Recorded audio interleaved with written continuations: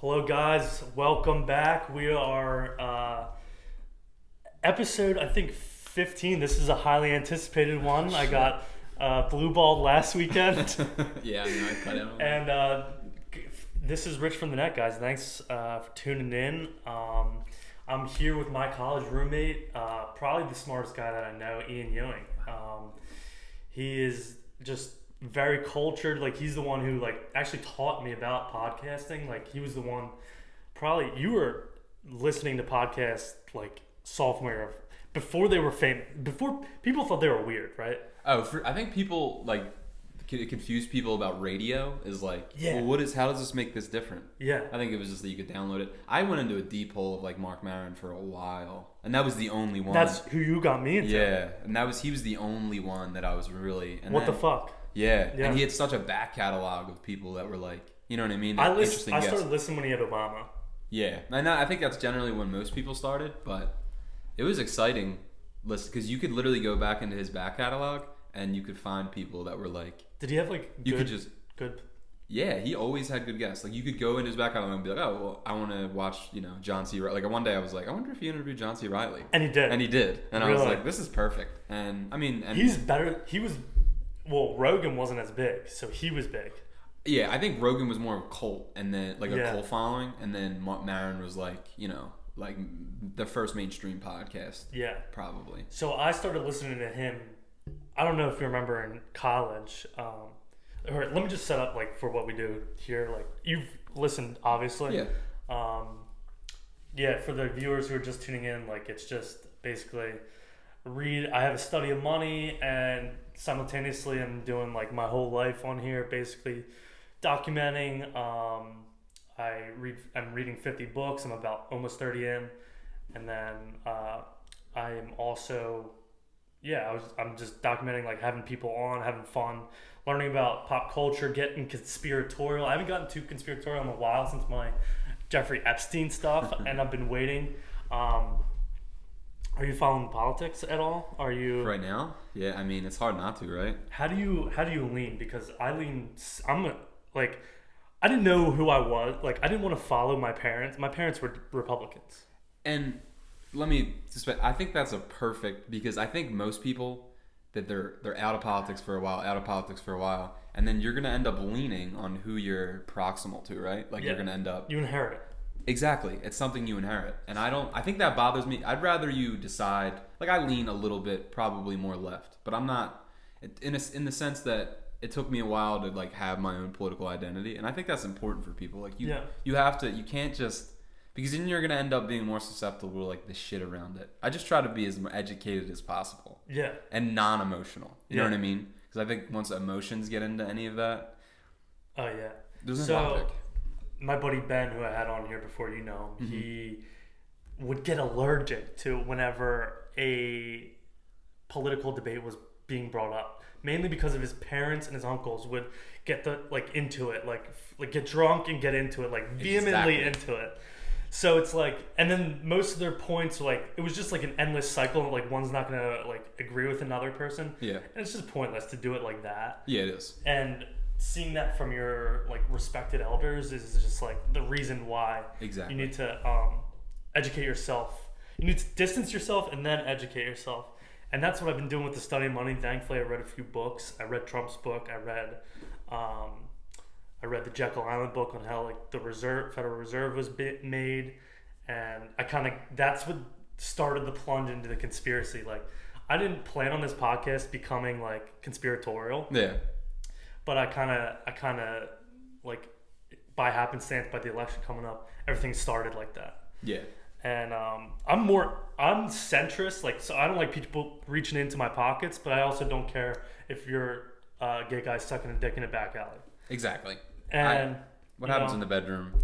That's where it gets. I mean, I think it's state to state, right? If you don't want somebody reaching inside your pockets, why are you keying in on senators and congressmen?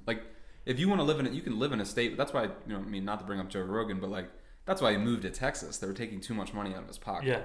So but then I don't know. I mean, I don't know enough about like tax code and stuff like that, but neither do I. No one does. Yeah, and I'm not going to pretend that I do. You know what I mean? It's all about like the feeling of the vibes you like from people our age who are opinionated on Twitter and social media. It's all about the vibes. It's all about like, oh, he's a racist, like, oh, he's like a molester, or like whatever it is, like however you want to peg someone as it. It's all about like the mantra that you think that president will bring to the, because let's be honest, you're not rich. No, like, I'm not rich. We're like, I'm in a low tax bracket. Yeah, like we are democratic. Yeah, like, we like our tax bracket would be democratic, mm-hmm. and you know our ideals maybe wouldn't be as liberal. Yeah. So then that our ideals would be Republican. Yeah. Well, the sad thing is there's a lot of like, the Republican candidates probably more so represent poor areas, represent poor areas of the country. Mm-hmm. But I think sometimes it's just the difference between, because I think most Democrats probably, there's rich, extremely rich Democrats, right? Like Jeff Bezos probably leans more left. I have a fun fact about Bezos. Yeah, so it's just like, I don't know, it's difficult for me. There's just too many faces of the Republican Party, and like I understand, and it's the same thing with Democrats. I don't know. My ideals, I feel like, I don't know. I don't want to have like a morality, like some people have political identity is more like morality, right? Like, women's rights, shit like that. Exactly, like, abortion. Yeah, and then there's other shit, and then you say like, oh, you don't want them reaching into my pockets. It's just politics. It used to be much more black and white with just like, I don't want to be taxed, and I don't want people, I want to have my personal freedom. But I think it's no longer black and white, right. But we still have people that are in that black and white mind frame. And the internet it changed everything about politics. 100%. And couldn't agree more. And I don't think people understand that. Like, it's just like, I don't know. I think as we speak, the textbooks are still being written about that stuff, though, right? Like, about the internet. Just about how about the intersection between internet and politics? Like, not just about the internet, but just 100%. Internet and politics, like how that affects things, and like. Probably why Hillary lost the election, because she didn't have people on her side. She didn't have the Russian bots on her side. She didn't have it. Yeah, you had to get those. Yeah, she didn't have them, right? She probably. I forgot. I don't know if you necessarily I don't think Trump hit up Russia and was like, I need some bots. I think they just sent them anyway. They just sent them anyway, and then because they want to influence, right? They want to influence. They just want to see fucking. You don't just want to see turmoil. Here's the thing: if we're gonna get conspiratorial, let's not pretend that the United States or the CIA, more specifically, is not like actively intervening in elections. Do you think they are? 100%, dude. Like, and I'm glad they are, because I wouldn't want Russia. I mean, CIA, like, it arguably like had genocides. Like, they're scumbags. 100% the CIA, but they lean into the scumbaggery. Like, they don't deny it. They don't deny it, and they don't have a public relations team. They're just like, we're gonna, you know what I mean? They just stay silent. Yeah, so it's just like, that's crazy. I read a book. I bought a book based on a podcast that I listened to, because we'll talk about the conspiratorial. But like, the CIA during the time of like around like Vietnam, right? Right. They were trying to influence countries that were like Vietnam, in the sense that were like very agriculture based, and then communism would be good for them, right? It would work. They would poise it as communism would be good. So the CIA didn't want those places to be communist, so they would try to uproot. So in the Philippines, third world, whatever. Third world. But at the time, they were, there was a communist leader gaining traction there. Popularity. So this is what the CIA decides to do. They make a fake porn with that leader, and they're like, all right, if we release this into the Filipino public, this is real. And that's like frowned upon, right? Obviously. This is where it gets funny. So the CIA think these very Midwestern, like 1960s. They faked them fucking back in the day? These 1960s, like valued Midwestern, like, went to fucking, Ivy League colleges. They're like, yeah, this will work, because they'll see him in a porn and they'll denounce it. They release the porn, and all the Filipinos are just like, yeah, we don't fucking care. We don't even have any. Yeah, it's just like, we don't have porn anyway. Like, you just gave us fucking jerk material for like the next 6 months. What? Yeah, so but I mean, that is like a fun story. But in reality, they would kill people. They would, it just, they were so obsessed with the spread of communism. The book the Jakarta It was Indonesia, not Philippines. Okay. Indonesia. It was called the Jakarta experiment, and they basically it was Indonesia. There was an Indonesian rise of communism, and the CIA was like, we need to stop this. Right. So eventually they were like, all right, well, let's make a porn. So they got a fucking. So they got two people. They got two people. That one of them looked like the Indonesian president at the time, and then they were like, yeah, just they're just like they shot it. Was and it then like? They how was the porn made? Did you? I don't know. I don't. In your mind, like what? I hope they actually fucked. Like I hope they did. Yeah, that's a given. For America, they had to. Yeah. But I don't know. I don't know enough about it. I didn't read the book. Camera. I thought it was one of those situations where I listened to the podcast. Like I was like, this is insane. Like it's all about the CIA and like how they tried. They tried this Jakarta experiment or whatever in multiple places. Really? Yeah, because the communism's spreading. So the CIA was actively like influencing these elections and trying to make it a more democratic. Like they wanted to push democracy. Yeah. But in reality, that probably wasn't any of our business, right? Like that we got ourselves into Vietnam, got our asses kicked there, and there's literally a quote now that says like, never go to war. And I guarantee you, ask someone in the Midwest, they're like, oh yeah, we won Vietnam. I had a conversation with somebody like probably a couple months ago. My grandfather was there. I was like, I can give you. We got pulled out. There's no. It's to the point where we lost that you probably couldn't find a book arguing more than 10 pages where they could argue where we won that war. I've read a lot and I got a little psychotic. My grandfather went. He served. Yeah. Yeah. Well, he was an ambulance driver, so he didn't see battle. Yeah. And he was also a small guy, so they would put him at night to entertain the troops. They'd make him box. So he's just over driving the ambulance through the day with like two black guys and then boxing. Riding through Vietnam. Yeah. That's great though. No, but I got really into that time period and like hell, like just that's interesting. There's so many just books. I've read like 2 or 3 books about the Vietnam War. It's just an interesting time in America. So, did you watch The Social Dilemma? I didn't. I heard about it though. All right, so everybody's recommending it. You and I kind of get this. Like we grew up on social media. It was intended for like 30s, like 30-year-old people. Mm-hmm. So it was basically just like how the Facebook like button and like all the like addictive behaviors that are involved with social media. And it was just like ex-CEOs, VPs, ex-executives just speaking out on like, we knew we were doing it. We knew we were wrong. We knew people were zombies. Yeah. We knew we were hiring psychologists to, basically get these people on their phones more. And that type of like mentality, like they made so much fucking money. They made so much fucking money. So going back to your thing, I read this book on my studying money. It's called Confessions of an Economic Hitman. So it's an economy. Name. What? That's a great name. Yeah, dude, it was the sickest book I've ever read. So, it was about an I never know how to say this word. Economist. Yeah. Who basically straight out of MIT, young guy, just trying to make some money, like poor. NSA scouted him, and the NSA was like, "All right, we're gonna put you in this private like equity firm, which is a shell for the government, and you're gonna go to third world countries, and you're gonna just basically propose a nuclear power plant being born in the capital of their city.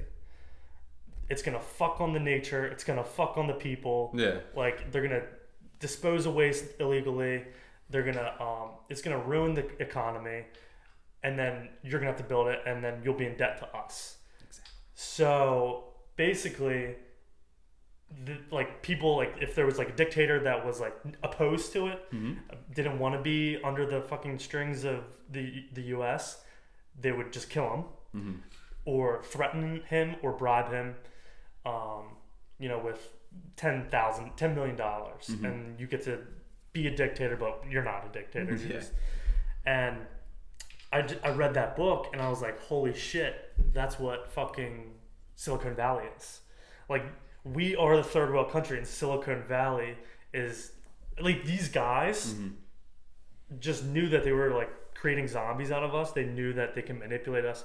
They can study our spending habits for like on Facebook, get us onto Instagram, put ads that we would like to see on our way. So I think. So that Confession of the Economic Hitman guy, he made a bunch of fucking money doing that, knowing he was killing people, knowing that the fucking girl with the 3 arms was getting water poisoning from living next to a power plant. Jesus. And is there a time period on this when he was doing this? Do you know, like, I'm guessing it was around the same time, like 60s, 70s. 60s, 70s, and he's older now. He wrote that fucking book, put it on Audible.com, profiting off of that. So it's released like semi-recently, or was it? Yeah. Oh, okay. So he got out, so he could not be like in trouble. Yeah. They threatened him a bunch of times to not put it out. Like the NSA, the CIA, like threatened him not to put it out. Like so he put it out. He had like a kill switch in case he got killed. Like for doing this. Yeah. For like releasing all this information. It was called what was the name of the firm he was with? It was a sketchy name for like a firm, but he would go to like, because he knew all these languages. So that's the reason they would send him. Yeah.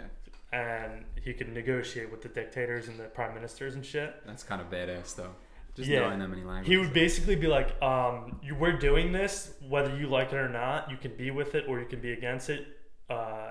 If you're not going to be with it, the private like hire guys, the assassins will kill you. If they don't kill you, if you manage to evade that, the CIA will kill you. If you manage to evade that, we're just going to send our military. That's insane. And we have the best military in the world, so it's just like... Yeah. That was kind of like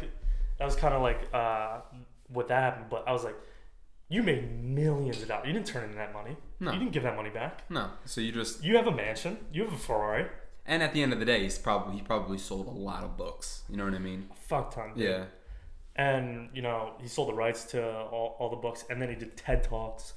And it's like, I forget his name. I can look it up. It's like, if you just Google, like, Confessions of the Economic Hitman guy. Yeah. But then I was watching The Social Dilemma, the same exact thing. Yeah. I kept thinking about this guy because, all the execs, like the Pinterest guy who got out, the Google executives, the Facebook marketplace guy, the Google like button, the Facebook like button, the Google guy, they all made a fuckload of money. That's so you're hitting on something that I just read about. Like, think about the programmers that were just on the floor of like Facebook when it just that was them. But in the doc, dude, this is what the and best they got example. Money from Netflix to make this doc. This is the fucking best example though. David Cho, who's like, regardless of what you think of it, he's an artist. He's fucking very eccentric. He was just on Joe Rogan. He's the Asian guy. Asian guy. He's on the food show. Am I thinking of Dave Chang? You're thinking of a chef. I don't know. Oh, okay. They're both Asian. They're both Asian for sure. Yeah. But no, this is David Cho. I know who you're talking about. David Cho, he's crazy. He's out of his mind. But listen to what he did. He meets Sean Parker. I don't know the Sean Parker's Napster. Got involved with Facebook. Got played by Justin Timberlake in the Social Network. Okay. He tells this guy David Cho, he knows him as an artist, right, from LA, because Sean Parker was very like into that LA scene, like kind of an asshole, just very smart, like started streaming music, and then basically said fuck you to the U.S. government when they were like, you can't, you know what I mean? He started Napster, and then after what was that, Napster? It was LimeWire, or like right. I remember LimeWire. He started music streaming basically, essentially, yeah. And was there for Facebook. Not only there for Facebook, but forced himself into Facebook. And that's the whole basis. He saw the value. Exactly. So he meets David Cho. David Cho's an artist, nothing more. Yeah, he's just an artist. They have a big office building. This is the first Facebook office building. They have a big wall in the back. Tells David Cho, yo man, like we're just a startup. Like I can't really pay you that much. Do you want 2 shares in Facebook for your work, for your mural work? David Cho now has a $200 million. He's now worth like $200 million. Split or whatever. No, but he got that stake when it was worth nothing, when Facebook was nothing, for painting the size of a building. Yeah. So imagine all those programmers, all those people, all the tech people, all the software engineers. Every week with their paycheck. There's 24-year-olds that retired at 24 just from working for 3 years at Facebook? That's insane. Yeah. And where are they? They were like 18. Yeah, that's what I'm saying. That's what I'm saying. And then they just they're like, what are you going to do? Like, I'm working for Facebook. Yeah. And now they're sitting probably, you know what I mean? There's so many 24 So to David, 28. that happened to David Cho. Yeah, he got lucky. I listened to that mural. Rogan podcast. A mural. Yeah. Not even fucking contribute to the website. Like a mural. And they were like, yeah, Sean Parker was like, we'll pay you in shares. Wow. And they paid him in shares, and then now it's now worth 200. Now his shares are worth 200 million. It's insane. David Cho is insane. Yeah, he's an artist. He's very eccentric. He's not. I loved it. Yeah, and he's spent some times in like he was talking about like he's gone to like remote countries and spent time in, like the Congo and shit like that. I think he started. Were you a Vice guy? Mm-hmm. You were a huge Vice guy, huh? For a while I was, and then I read that fucking article about how they basically we could talk about how they just I don't know what happened. They faked to get all their investors involved. They faked all of that. What? Wait. They faked all. I can send you the link to the article, and you can link it underneath this. But Viceland, everything. No, not like Viceland yet. That was when like that was cable. Early Vice. This is early Vice when they were a magazine. Shane Smith. What did they fake? So basically, what they did was when the big money spenders wanted to start investing in it because they had 18 to 34 eyeballs. Everybody our age. Yeah. Was consuming, watching shit. Vice. It was awesome. Like it was the. I think Vice now has like a negative connotation because just what they turned into. They got to be on their last leg. I think they're just out on their last leg now. Like Viceland isn't successful. Would you say Barstool's kind of now that? It's in a different sense, yeah, to a different audience. You know what I mean? I don't. 18 to 30. But this is what's interesting about that Vice come up. I think it was Intel that was like, we want to invest in what you're trying to do. Vice, like a multimedia platform, news and stuff like that. Intel core processor. I guess like whoever. I don't know Microsoft. I don't know enough about it. I guess the money for them. The money people. The money people came out and said we want 18 to 34 eyeballs. Even younger than 34. It was probably 16 to 28. No, just invest so they can a big investment though, big money drop. Take this money, get some guys, grow, turn into a fucking beast. We want you to be a multimedia beast. So Shane Smith at the time, they're in like shitty offices in like Brooklyn, I think, or like the Bronx, like shitty office building. Yeah, they have big pure money, Vice, big money men coming in, big money men. You know what Shane Smith does? He goes to an office filled with workers, a different office, beautiful office, and goes, "I'll give you, I'll make up an amount here because I don't know the amount. I'll give you $4,000 if we can have this office for the day." And then when the big money people came in, he put all his workers out into the fake office and then held the meeting there. Yeah. And then the investors were like, "Oh, this is impressive. Like you're running something." The investors leave. They write the check. Fraudulent it. Yep. But it's not technically fraud. It's just him saying, "I want these big investors to see that we want to trick them." So they got lipstick on. Did you hear the story? It's very similar to the story around Quibi. No. So it's very sort of like. It's old. It was old people, old like 60-year-old white collar, big money men in these big companies that were throwing money at Vice, and Vice was just playing them. They were playing them and saying, "We have 18 to 34 eyeballs. Give us $200 million. Give us $300 million." So they're just collecting money. They got Disney money at one point. At one point, Disney was like, "I guess we want a fucking piece of this now," and Disney gave them money. That's the only reason why they're still probably on a. So they got all this money. What were they doing with the money?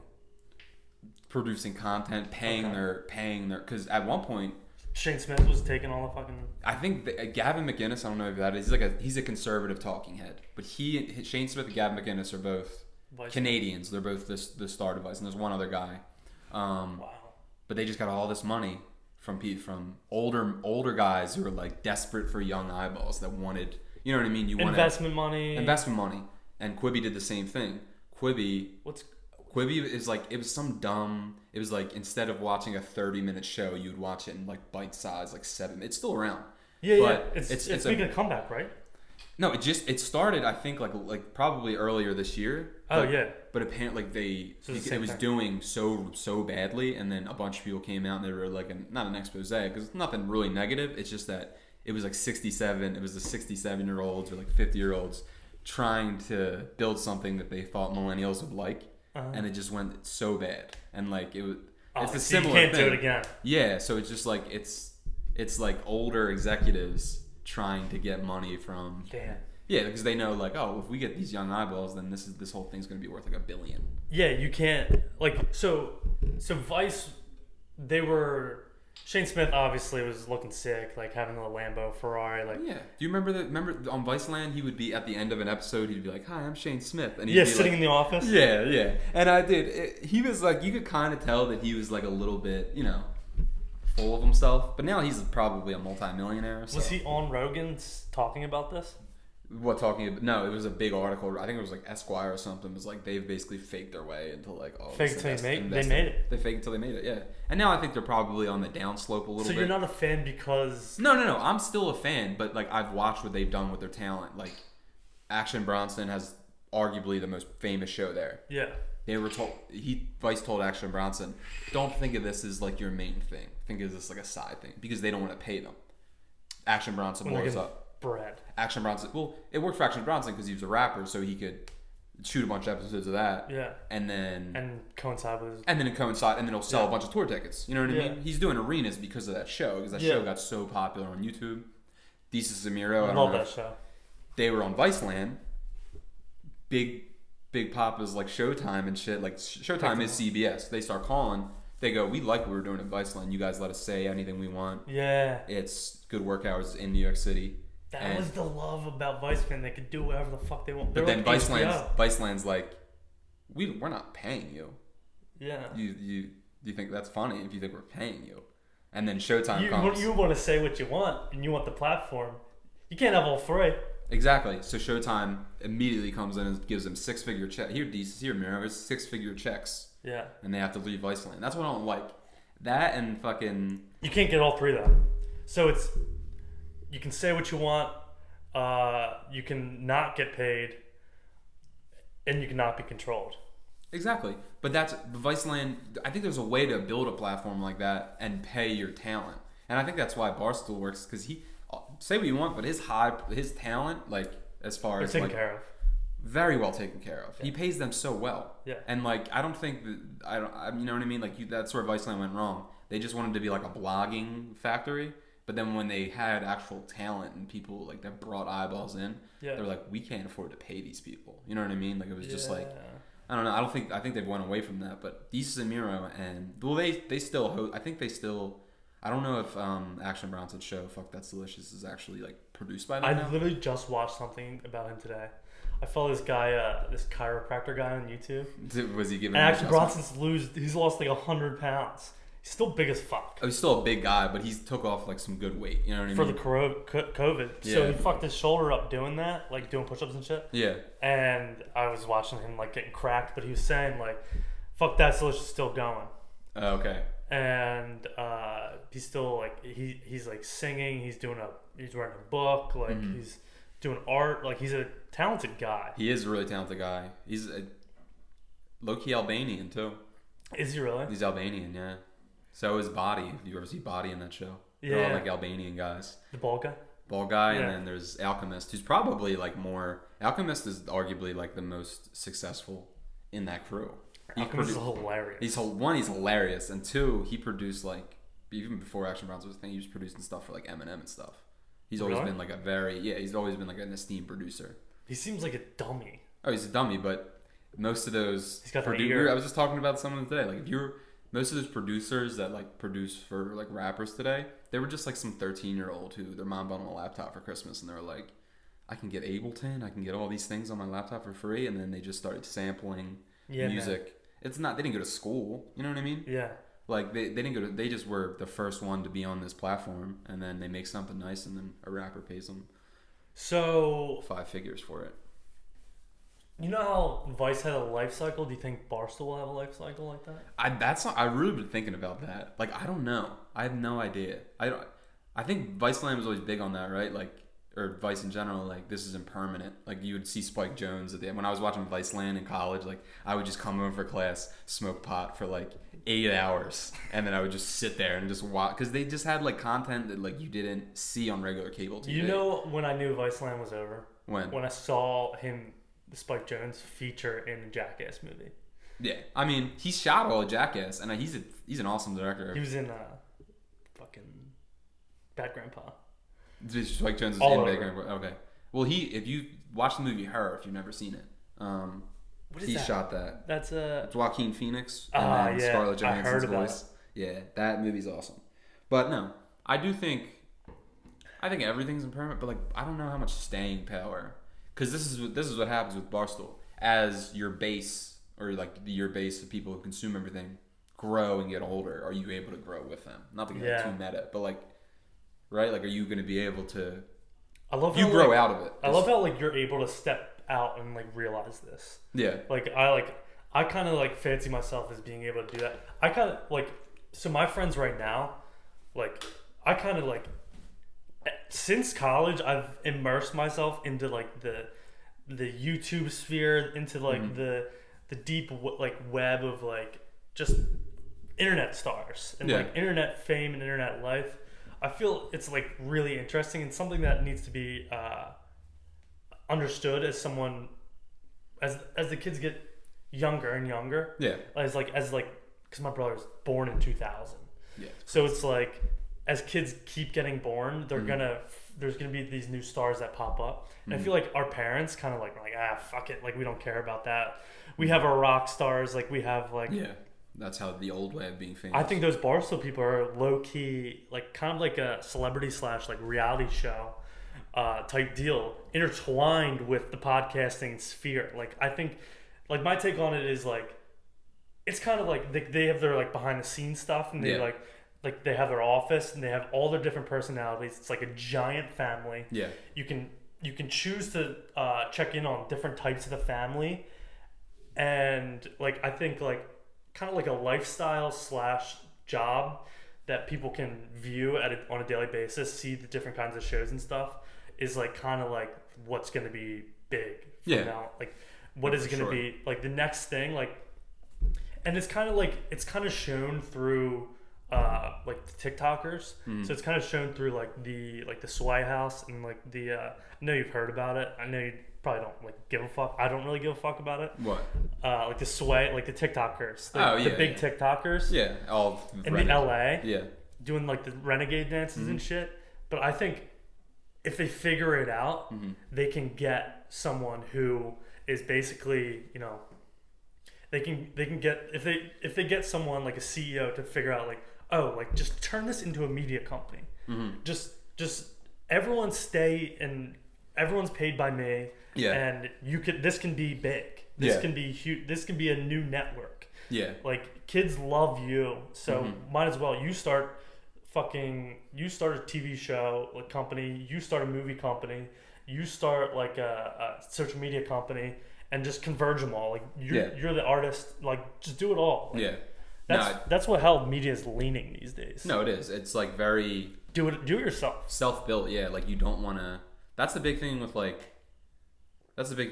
you know, self-ownership of things now is like, because you're able to control all the revenue, right? Like there's no. Yeah. It's not like. I made a Patreon for this podcast. I haven't launched it yet. Yeah. But I just think it's cool. Like, oh, I'm getting $3 a month from a Patreon. From one page. Like you can do it by yourself. It's good for like, it's really good. Like I think there is really good journalism, and that's what sucks. If you want a shot, I'm gonna pour one for you. Okay. No, I just think Patreon helps a lot of like bloggers and I think it's good. Like they should be able to make money right without a third party being like, no, we'll pay you this and that. Yeah. And I think YouTube TV fucked up. So I had YouTube TV in college. Yeah. And I think they fucked up by making it expensive. It was $10 a month for 70 channels. But think about it this way: like when I move, they made $70 now. It's true, but it's still a bundle. Like if you go through Comcast for that same thing, you're gonna end up with all the shit that you don't want, and it's just oversaturated. Like it's not right. You know what I mean? So it's just like I don't know. I really do think that. I don't know. I just don't think. I don't know if we're gonna usher into like more of like a self-ownership thing that you said, because YouTube itself is like monetized, right? Like advertising. So I looked into it. Like that's my next goal is to get monetized. Yeah. You need 50,000 plays and 1,000 followers to get monetized. That's crazy. You know what I just learned about Instagram? The swipe up feature. Yeah. Like if you want to say like with this podcast and you wanted to put it up on your thing. For it? No. If you wanted to post the link to this podcast on your story so people could swipe up and it takes you right to YouTube, you have to have like 50,000 followers for that. Yeah. That's crazy. That's why I bought my followers, guys. None of them are real. I had 800 to begin with. Yeah. You have to have a K it's like either you have to have a K in your Yeah. Instagram. I learned all about it by just doing it. So I paid $60 for my followers. Yeah. Everything's fake. Yeah. Everything's fucking fake. That's crazy. You can buy the gender of your followers, the engagement of your followers, the amount of likes you want, the amount of comments you want, the type of comments you want, where your followers are from. That's insane. But they're fake, but if somebody were to run the diagnostics on like where these people that are liking your posts are coming from, it would ping back to like, oh, East Coast or this general. Is that what you mean? You can choose. That's insane. But if you want like US bots, yeah, you have to pay more money. If you want like, I bought the cheapest. Yeah. So I went to like Azerbaijan, Pakistan. So I bought like Pakistan females. Pakistan. They love free speech in Pakistan. Yeah, exactly. Yeah, they love it. No, that's interesting. I didn't know that much into it. I spent $60 and I got a shitload of likes, a shitload of comments for like 3 of my posts, my 3 most recent posts and like 3 next posts. Yeah. So I went away, and then your bots just go away somehow. I don't know why. I think they get deleted because Facebook goes in and deletes them and tries to wipe them out. Yeah. Because they don't want bots. Obviously, they know what people are trying to do. But like, if you were a celebrity back then and you started out like that, and then you kept up with your Instagram page and like posted aesthetically pleasing pictures, and you were a hot girl, early on you could have garnered a lot of fucking natural views from starting off. Like it's all about getting that ball rolling. And you know, that's what I learned by doing that. I'm very glad I did.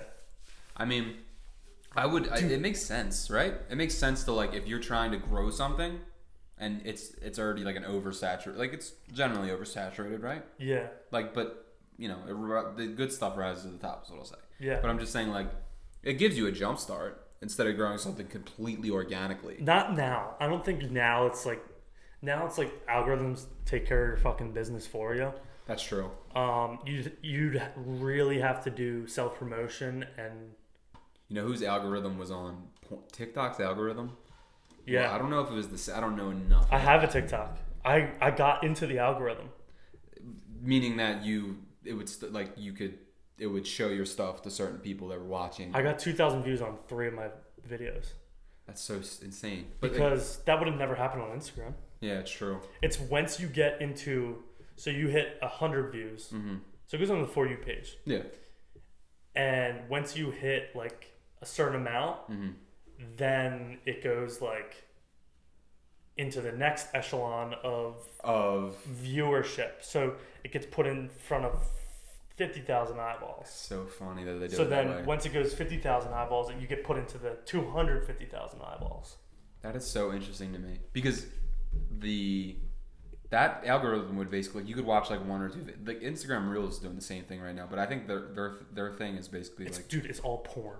Well, that's what I'm saying. Like, if you want to know something about a person, ladies, and you're about to date them, just look at his Discover page. Exactly. If it's all chicks, I had this combo the other day. He's too horny. If his whole thing is just like, for a while, I had to clean mine up. I don't. How'd you do it?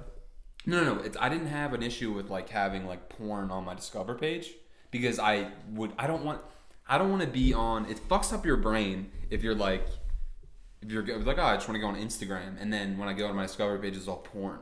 You know what I mean? It's not because I'm not going there for that. Pornhub. Yeah, that's what I'm saying. I'd rather keep Pornhub separate from my Instagram. Yeah. You know what I mean? Yeah. If something's tracking me, and you have to be knowing they're tracking you. It shouldn't freak you out. Like they're gonna do it. You know what I mean? Yeah. Just be responsible of what you're consuming. So you can control what they're trying. You know what I mean? Yeah. You control what you're consuming.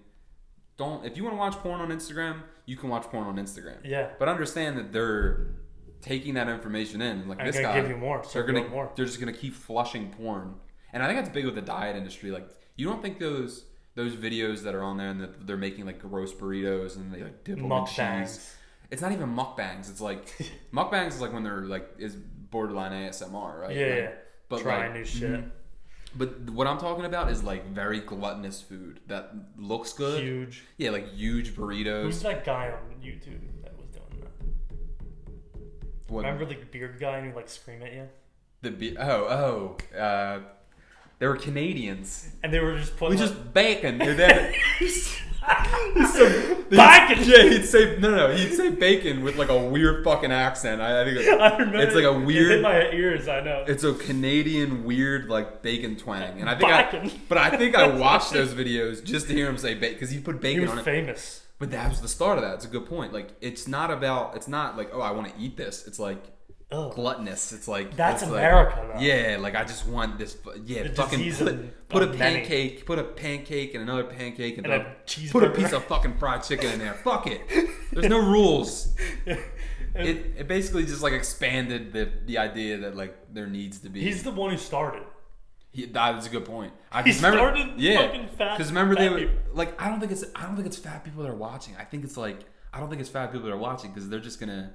It's a different mindset, right? It's like people, like the disease of like gluttony or like it's very gluttonous to me. Plenty. The disease of it's very gluttonous. And I watched it for a while, and then I was just thinking like, I don't need. What is this doing for? Like, it's not making me hungry. That's you know what I mean. Like, I'll watch something. Like, if I watch like the Great British Baking Show or like John's or what the hell is that? There was a show on Netflix, like Chef's Table or any of the other shows. Those make me hungry because it's like well put together dishes. I watch Gordon Ramsay and I'm like, I can do this. That's what I'm saying. Like he puts out videos on his YouTube that are awesome right now where he like makes stuff with his son and like it's very like But anyway, that's adorable. It's very adorable, yeah. But like it's well put together dishes. You see all the, you know what I mean. It's not just like throwing everything together. It's just like that makes me hungry. Yeah. But those things, it's a different feeling when you're consuming it because it's almost like I don't really want to eat this, but I like that he did this, and that it satisfies something. I can't figure it out. Some pleasure center in your brain's like, it's not hungry. It's not like it doesn't make me hungry. You know, I want to make this burger, pancake, chicken sandwich. It's just not. You know what I mean? It's like basically like I want to see if this would be good. Like it's like if I were to do this, like, does it look good? Yeah. But thankfully he does it so we don't have to do it. Exactly. Because trust me, I've made foods like that before where you're like, oh, let me fucking put like chips on the sandwich and you're just like drunk or like, you know, and then and it's never good. Like you eat it and you're like, this is too rich. It's like eating. Some people don't like eating. My mom said the other day, like, I don't like butter cake. It's too like decadent. You know what I mean? Like, and I don't really like too decadent food. I'm a salt guy. Salty? I think I'm a salt guy. You know what I mean? Some people are sweets people. I think I'm a salt guy. I'm candy, hard candy. See, so you're a sweets guy. I don't get into sweets. But I like chocolate. Yeah. Sweet and savory. I like them both. Sweet and savory. That's the good one. I like putting honey on my fried chicken. Really? Oh, that sounds amazing. I'm a big honey hot guy. I just had a what's it called? A Chick-Fil-A breakfast. Can never wake up early enough. Dude, so they make biscuit, the not the spicy one. They just put the regular, but it's smaller, right? It's not smaller, like a whole fillet. And then they do honey on top and bacon, and that's then legit. It's delicious. Yeah. No, I just never made it there. You know how many times it's been on the L, like when pre-pandemic, like going down to work, I'm like, maybe I should do Chick-fil-A breakfast. Where's their Chick-fil-A? It's the only ones in Liberty Center. And it's really? like a There's mall one. one. There's one, and I have no idea whether or not, because I think that one does so much money. Like just through, you should see it like on a regular day. I've never seen it. They have like a mobile order line that goes all the way back to the wall, and then they have like another line, a regular one, and then they have girls with iPads like just walking around. It's that. I'm like, just buy a fucking property in the city or Chick-fil-A. Like, you'll do so much better. But I heard that Chick-fil-A owners can only make like they're capped. Like they're so successful. The executives? If you're a franchise owner, you're capped. It makes sense though. Yeah, they're always packed. But you know a way around that. If you get extra, like say Chick-fil-A sends you your shit, right? Like your Chick-fil-A's, your everything. They deliver that to you. If you have extra, and there's a store that like runs out, and you're like, you need a. Oh really? That happened at a certain Annie Ann's that I worked at. Where I was like, why am I carrying these dough bags? Why am I putting these dough bags in this guy's trunk? And he's like, I order more dough because then I fuck. You know what I mean? Like, aren't you like handcuffed by Annie Ann's? They made no bullshit. Still? Not anymore now. Okay. I could work in a pretzel factory. He made me sign a fucking waiver. NDA or whatever? I don't know if it was I just signed. Like, I shouldn't have Yeah. said, it could have said, like, you know, we own you for life. But, like, I signed, and I remember the only thing I read on there, it was, like, cannot work at a pretzel factory, like, for 2 years after. Like, I was going to give them the secret recipe. Like, I was going to be like, you know what? You know what your pretzels can do? It's the butter. Like, that's all it is at Annie Ann's. Is like. So, for you guys who don't know, Ian worked at Annie Ann's for his senior summer. Had the time of his life. Yeah. Oh, man. Basically, just I couldn't down there fucking. And this segues into my question a little bit. You fancy a woman or two? Yeah, I mean... Are you single? Right now, I'm single, yes. Okay. Yeah. So am I. So, I wanted to ask you about the full body nude incident that you had. Yeah, we could talk about that. And you know, I was just thinking about that the other day. Really? Because I remember... Let me go back in my brain first here, though. I think you were one of the first people I told, like, and I was, like, kind of nervous about it. So you met this chick on Tinder. Yeah, but it was a situation where, like, she was on campus and we had seen each other on campus and kind of, like, you know, you lock eyes with people and, you know. Yeah. The old... Knew the presence. The old dining hall, like, eyeball across the room. And then, you know... I was a big fan of not breaking eye contact in the library and the dining hall. That works for you. Yeah. I don't think you could give that... It's hard. It's hard. Yeah, I'm but not Rich, gonna lie. you can get lost in like, I just have more of a crude face, so it almost looks like... I think with you, it's just like, okay, they understand your intention. Dude, but, like, if I did it, it's just like, it turns into a thing like... I kind of look more like creepy I think Italian. that guy needs help, almost thing. Like, I think he's having a stroke over there. I don't know about that. I don't know. I know you. I've done it before. Like, you catch it. I've done it on the trains. It's the ultimate test of dominance. It is, to a certain extent, but I do think it makes certain people uncomfortable. I think you have to know you have not a chance. And my thing is, like, I don't care. Yeah. It's like, if I make you uncomfortable, I don't care. Yeah, and I never threatened you. Yeah, it can be threatening if you do it, like, when it's only you and another person. No one's ever been locked up for... Here's what I'll say. Just do it in big public areas Yeah. where there's, like, it's not going to freak the person out. Like, I wouldn't do it, like, on, like, a dark alley or, like, any... That's just... Break eye contact if it's not a crowded public area. Like, it's okay to do on trains, maybe like cafeteria halls. So you were doing that to her? No. This was just pure Tinder, and we both knew we went to the same college. Yeah. So one thing leads to another. It starts getting a little like not hot and heavy. Just we're texting and like it's getting flirtatious or whatever. Yeah. And she asked me for a full body nude, which immediately makes me panic. Like, I've never sent a nude.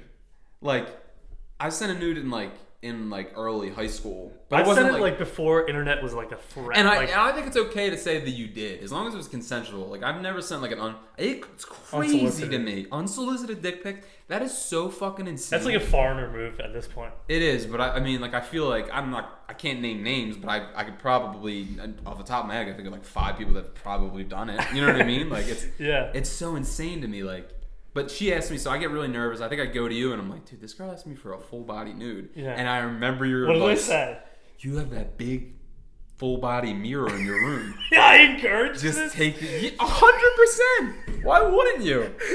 I said, and you were like, dude, you have that full body mirror. And then I think I was like... I think I was kidding though. There's so many thoughts. Was I like laughing or was I serious? I don't remember. But there were so many thoughts running through my head that like, do I wear socks? Or like, what do I do? And then I think my resolution was like to just like, all right, I'll sit on the edge of my bed and like kind of splay my legs out. And then like, you know what the most self-conscious thing is like, where do I hold the camera? So your bed you didn't have a box. I had. You're on a box spring. I was on a box spring on a mattress. Very bohemian. And then the mirror was like 2 feet away from the bed. Yeah, it was like a whole mirror closet that was probably like 10 feet long. You had a comfy bed. And it was bottom to top, and then it was like if you had like sex in there or like hooking up with people, it was very odd because you could see yourself. Yeah, man. Very 80s. I never thought of that. Yeah. Like Patrick Bateman and you're like looking at the mirror like my ass. I think I always turn the lights off because like if I catch myself in this fucking mirror while I do it, I'll just like get distracted. I don't know. You fucked a couple times in that bed. Probably, yeah. It was college. Like I don't even. It was we moved in there in our junior year, and I lived there the whole year. So you were splayed out. Yeah, I didn't. I want to be honest. I didn't end up doing this because I almost felt like it was. I almost felt like I was walking into a trap. Yeah, dude. You know what I mean? If you send somebody a full body nude with your face with no neck cut off, you have to be with that person. This was the first day of us texting. Oh, Jesus Christ. Yeah, so I didn't send the full body nude. What'd you say that you didn't say? What'd you say? I think she was just kind of like egging me on. Just seeing if you're a creep. No, I don't think she was. I think she legitimately wanted a full body nude. Like I don't. And what girl in the right mind asks for a nude? You know what I mean? Yeah, like that's a red flag. Good thing you didn't. Yeah, I knew it was a red flag. You know what I mean? Like as soon as I was just like, this isn't. I cannot send this. On the podcast here, I told. Do you remember the ginger girl that I took out? That I went to the game with Sticko? Mm-hmm. The banana in the school zone? Yeah. I'll never forget that, dude. I'll never forget banana in the I school didn't tell that part about it. I forgot about that. She would send me. So those of you guys have listened to other podcasts about the girl that took me to the Eagles game. She would send me deep throating videos of her deep throating bananas while waiting to pick up her like nanny children. Yeah, I don't. In a school parking lot. Yeah, that's got Megan's Law written all over it. I don't like nanny culture, bro. I don't trust any girl that gets out of college and becomes a nanny. No, I get it. Like there's big money in it, and then all you have to do is childcare. Like I don't like. Yeah. No, I get. Fucking get your bag. Like become a nanny. Find a family. Yeah. Watch their kids. But at that point, just if you're in it for the money, just make an OnlyFans and don't be obvious about it. I don't know. Those seem like two fucking big opposites. There's someone we know who has an OnlyFans. I can't tell you on air. Dude, and I just learned. I know the answer. You do? Yeah, I know. Okay. Obviously, I know the fucking answer. It's the first one that popped on my head. Okay. And I will not be. I will not be subscribing to that. Neither will I. I have $20 in OnlyFans because I wanted to do I wanted to do her OnlyFans review. That one she might have her own producer. Like that one. She got rid of it. It sucks. I heard the monetization of it is very fair, but like I don't know. It's good for like I guess you call them sex workers, right? If you're on OnlyFans, are you a sex worker? Depends on what you're doing. At this point, that's another thing. Going back to our thing, like making your own money. Mm-hmm. It's perfect for that. So before porn stars were really doing well, and then the producers came in. A top 1%. Yeah, we're doing well. Yeah. And then Bella Dangers. Yeah. That tier of porn star. But now, since Pornhub lets you Pornhub's basically YouTube for porn. Yeah, and you can tip on there now. Like I was watching a video the other day, and it's a like tip, and I was like, it's like holy shit. That's so. Or you can buy exclusive videos on Pornhub. On Pornhub, yeah. Which is like not many people are really doing that. I don't think you hear stories of people getting rich from Pornhub, but you can make a living. Oh, you could definitely make a living. And a good living, probably. I like looked into it. Like I think they get paid like 60 cents on the dollar. Mm-hmm. I think Pornhub takes the rest. Yeah. Per view or whatever or something, whatever. I don't know. And that's another thing. Going back to it, like people are making money like on their own like that. Oh yeah. And with the OnlyFans, like, basically I was trying to, because I had her as my accounting partner. Yeah. The girl we're talking about, yeah. And she posted on her Instagram like I'm making like 6 figures now, like going into COVID because of my OnlyFans, like blah blah blah, and I was like thinking about it, like, damn, if I was only a woman, because her face was not that great. No, but I think it's like with anything, it's a niche. Bought some tits. It's a niche, yeah. Like there's people with OnlyFans that like probably won't be attractive to me or you, but are probably doing better than say like your standard run-of-the-mill hot girl. I think it's cyclical, so I think people are gonna figure out how to become like OnlyFans pimps. Make a business out of it. That's the issue, and that's what'll happen. Like, okay, like, I'll shoot these videos and I'll manage the thing, but like, I don't know. I think it's good. I think it's good because like, if you're a sex worker, you're probably like, that's your. I think it's a skill, right? It's a skill. I mean, like the top. If you're able, I'm not saying like the run of the mill, like, just like I want. It's easy money, I think. It's easy money. But we're as guys, we're biased because we can't do it. Like, I think there's probably some male OnlyFans. You know, that dude the Teen Wolf dude just did one, and the Teen Wolf guys put OnlyFans. Yeah, the Teen Wolf guy is with an OnlyFans. I don't think he's going full sausage though, because like just six packing it. Yeah, I think he's just six, maybe like an imprint, good midriff, like a good midriff. Yeah. Or like an imprint, Calvin Klein. Yeah, like that type of stuff. But like no, I do think there's going to be a male market. I don't know. OnlyFans is like it blew up so quick, and now it's just like quarantine blew it up. OnlyFans and TikTok. Yeah, but I'm glad those girls that were like probably going to be out on money if they were otherwise like were able to. If you can do it, and you're not going to be you're going to be able to live with like that being out there. You know what I mean? Because a lot of them get hacked, or I want to buy a subscription to your OnlyFans, and then like 3 other people are like, well, I want to see those, and you're just gonna screenshot. There's no notification if you're screenshotting or like saving, or just getting like, say you get like the iPad, yeah, like you put it on the iPad and then you take your phone and pick. Yeah, that's a creep handbook. Like, you know what I mean? Yeah. You know these third-hand nudes I've seen in high school? They were like, dude, look at this, and it's like a picture of a phone. I can't even fucking see that. Like, and like. Just like, I don't know. It's like the thumb's in the way of the titty. It's on Snapchat. It's on Snapchat, yeah.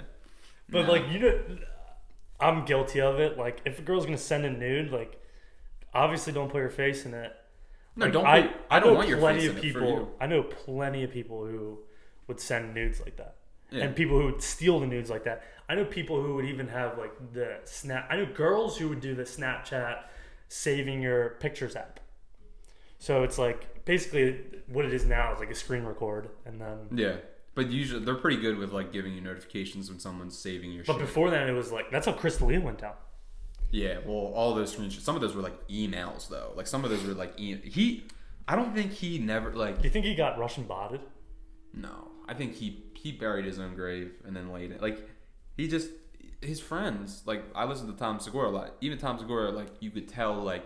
Chris's old, like his quote. I'm he was a dog or something. Yeah, like he's always really liked women. He was my favorite fucking comedian. Yeah, he's great. Like he was a good. Like he was some people, talented. Yeah, he was good. And he was good. He was funny. He was good. Like it's a certain brand of comedy for sure. Like people were shitting on him after that. Like he was never funny. Like yeah, you didn't like comedy's at a point where you can find who you like. You know what I mean? Yeah. So shitting on Scott, like yeah, it's not highbrow comedy, but people enjoyed him enough where he had all this following. But he buried his own grave. Like. They said like he really liked women and shit. Like I don't, but that shit's fucking. It's like Leonardo. Like he's fucking younger bitches. Obviously. Yeah, and he's not doing anything wrong. But like it's the fact that Leo is courting these women when they're of age. It's not like Chris where he was like, oh, I'm 16, and you're like, oh, well, hit me up in the ear. In a couple. No, you can't. Happy birthday. Yeah, that's like, what I mean. Following up to that point, you're like almost waiting. It's like it's grooming. That's what it is. It's grooming. Yeah, I believe in that illegal. shit. You can't groom because basically what you're doing is saying like, oh, you're younger, like I'll just wait and then it's coercive. It is, but I think it's a certain guy that's like that has that mindset that I don't know. So we got some polls going, like some light polls that I did, and one of the polls was so basically my polls for this podcast. You've seen them. I just throw a question out there, and then my answers are always just like fucking stupid. It's always like my answers always just make no sense. Yeah. So it's like pick one or the other. It's like not. It's just a joke. Yeah. I just think it's funny to try and confuse people because people adamantly will message me their answer, or they'll be like, "What are these questions? Like, what are these answers?" I don't understand these. I've definitely Which one do I them. pick? So I was like, I think. I was just like in a weird mood, and I was like early in the morning, like on a weekend, and I was thinking like, oh my, like you've definitely had one of these thoughts, like, oh my god, like Keurigs are like drug dealing like mini robots. Like Keurigs are like, it's so easy to just get a drug from a Keurig like these days. Like they're drug dealers at this point. They are because they're giving you what you want. They're giving caffeine. They're giving you that caffeine hit. And like there's people who definitely like need caffeine. Like I'm one of them. I just got a brand new like coffee machine, and I'm trying to replicate Dunkin' Donuts because I go to Dunkin' Donuts all the fucking time. Like, so I bought the beans, and I do the grinding and put it into the machine. And I love the taste of Dunkin' Donuts. I can't stop going. Yeah, you've always been a big caffeine guy for sure. I didn't really get into caffeine until I started working like very early in the morning in the city, and I'd be like, I'm gonna try this out. I got a Starbucks connected to my building, and I started going down, and someone told me like, try iced Americanos. That's basically telling somebody like, hey man, I'm thinking about getting into like stimulants. And you tell them like, hey man, maybe you just start with like Adderall or like something like that. Jumping right to iced Americanos is like pure cocaine, speedball, like meth. It's just like you had one, dude. I drank them for like 2 weeks and they ravaged my body, bro. Like really, dude. I would drink them in the mornings by like because you're slimmed down a fuck ton since I've seen you last. I know. I struggle with. I have body dysmorphia. Yeah, I invested in my health and just been smarter. Good. I was so like I had a bad invincibility complex, like where I can. What do you mean? Well, like I could put anything. You know what I mean? Like, that. I don't. You know what I mean? I don't care. Trash in the very Ferrari. That's what it's There's a great who wrote Infinite Jest? I forget that guy's name. I don't know. It's gonna bother me. David Foster Wallace, or is it like a food book? No, he wrote Infinite Jest is famous now, but he also wrote this like famous essay called like Consider the Lobster. I'm like fucking sorry. No, you're good. It's called Consider the Lobster, and it's basically like just be more mindful of what you can consume. So like even if I'm eating something that's unhealthy, you want to be mindful of it. Like like I'm choosing to eat this unhealthy thing. Yeah. You know what I mean? Like what just is be it about less the passive. lobster? Just be less like we're passive consumers. Like we're not consider that when you eat a lobster, like how it's prepared. Like some chefs like to cook a lobster live because it's fresh and it tastes better. So some chefs figured out like if you stab it in the back of the head and then put it into the boiling water, they won't feel the pain. So it's a very small concept, but I've heard it before. You know what I mean? It's taking something very small and trying to make a bigger point. But that's basically where I was with that. But just kind of being more considerate. I think I do think there's like a bad culture right now. Like I'm not the person that's like there's too much like I think you should be. I'm comfortable in my body much more now than I was 6 months ago, right? Mm-hmm. But like I do think there's a culture of like hyper. Like, do you even enjoy yourself? You know what I mean? That's just like I have mental illness somewhere else, and then I'm choosing to fix that by just turning into this like calorie. I think about the people who like there's a guy at my gym who is always there. When I'm there, he's there. Yeah, and he could be passionate about that, right? And I don't go that much. Yeah, he can be passionate about that. That could be his passion. Yeah, and it's his passion. That's what he likes doing. To him. I'm not talking about those types of guys. I'm talking about the people that are like that are hyper obsessive about what they consume and like just way too, you know what I mean? It becomes a thing where it's no longer about wanting them to become a better person. It's so they're just doing rice and chicken. Like rice and like me, I think that if you're trying to build, those guys are in a different category. Like if you're trying to like build a physique, but then there's also like this other that's like very hyper obsessive. Like we should fat shame people because you know what I mean. Like we should fat shame people because that'll make them. Like we shouldn't make fat people feel comfortable, basically, which is fucking insane, by the way. Like I don't think our culture necessarily says like this is like fat is okay because it's never been like that. You know what I mean? But I think it's just more. That's a new thing. Yeah, so I think it's more people that are coming out and saying like, no, like, yeah, you can shame me, that's fine.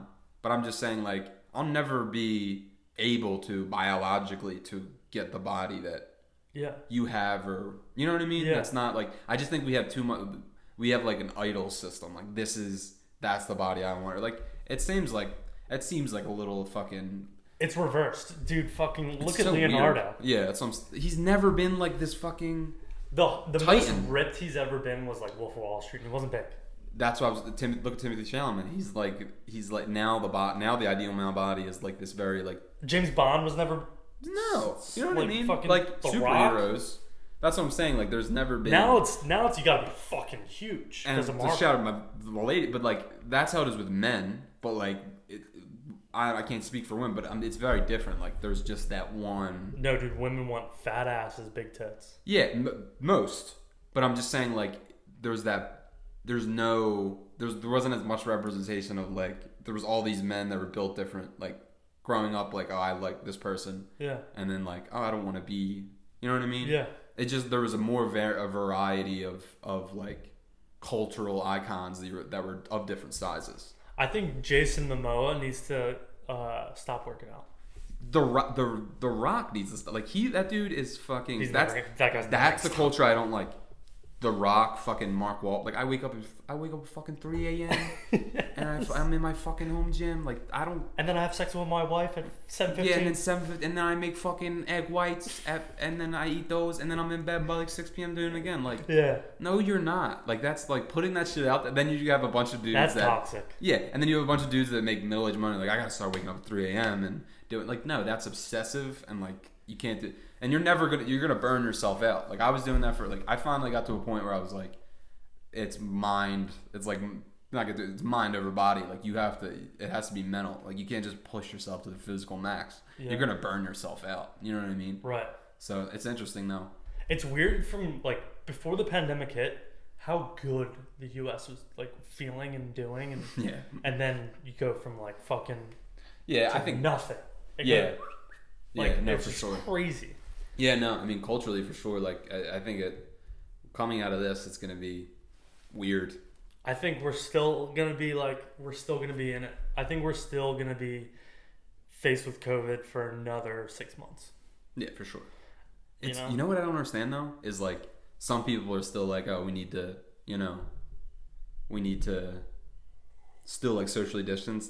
And then, like, there's some industries that, like, are going to die if we don't, so is there a responsible way to do that? And you see, like, the drive, like, I mean more like performers and shit like that. Yeah. Like, you see more like drive-ins and stuff like that. Performers are who get paid the most. Yeah, that's what's weird. Entertainment is like... Yeah, but then outside of entertainment, they employ, yeah, so many people around them. Yeah. So it's just like, in that sense, it's depressing because you have to start reopening some of that stuff. Like, the Braves are in the playoffs. Again, the Braves are in the playoffs. No fans are allowed into the Brave Stadium. Yeah. But they're having, like, a watch party outside. And it's almost like... Really? Yeah, they're like, they allowed them to go to the parking lot and have, like, a watch party with a screen. The NBA bubbles. Yeah, but, like, it's weird. You can't do that in the NBA, but it's not like people are outside of, like, in Orlando. But that they had that. It's just weird because, like, I don't think anybody knows. Like, it's so state by state right now. Are we doing tailgating? No, there's no tailgating because, one, I think that's smart because if you turn like, thousands of people are going to show up outside the Eagle Stadium, and then you can't control their alcohol consumption because they stop selling alcohol in the stadium if you go into the game in like the third quarter or something like that. Yeah. But if you just have them tailgating, say they want to, some people don't have a TV or they can't watch in that parking lot. Yeah. Is it a situation where, like, they just leave and then you just have thousands of drunk drivers riding down 95? I know. I always thought about that just normally for...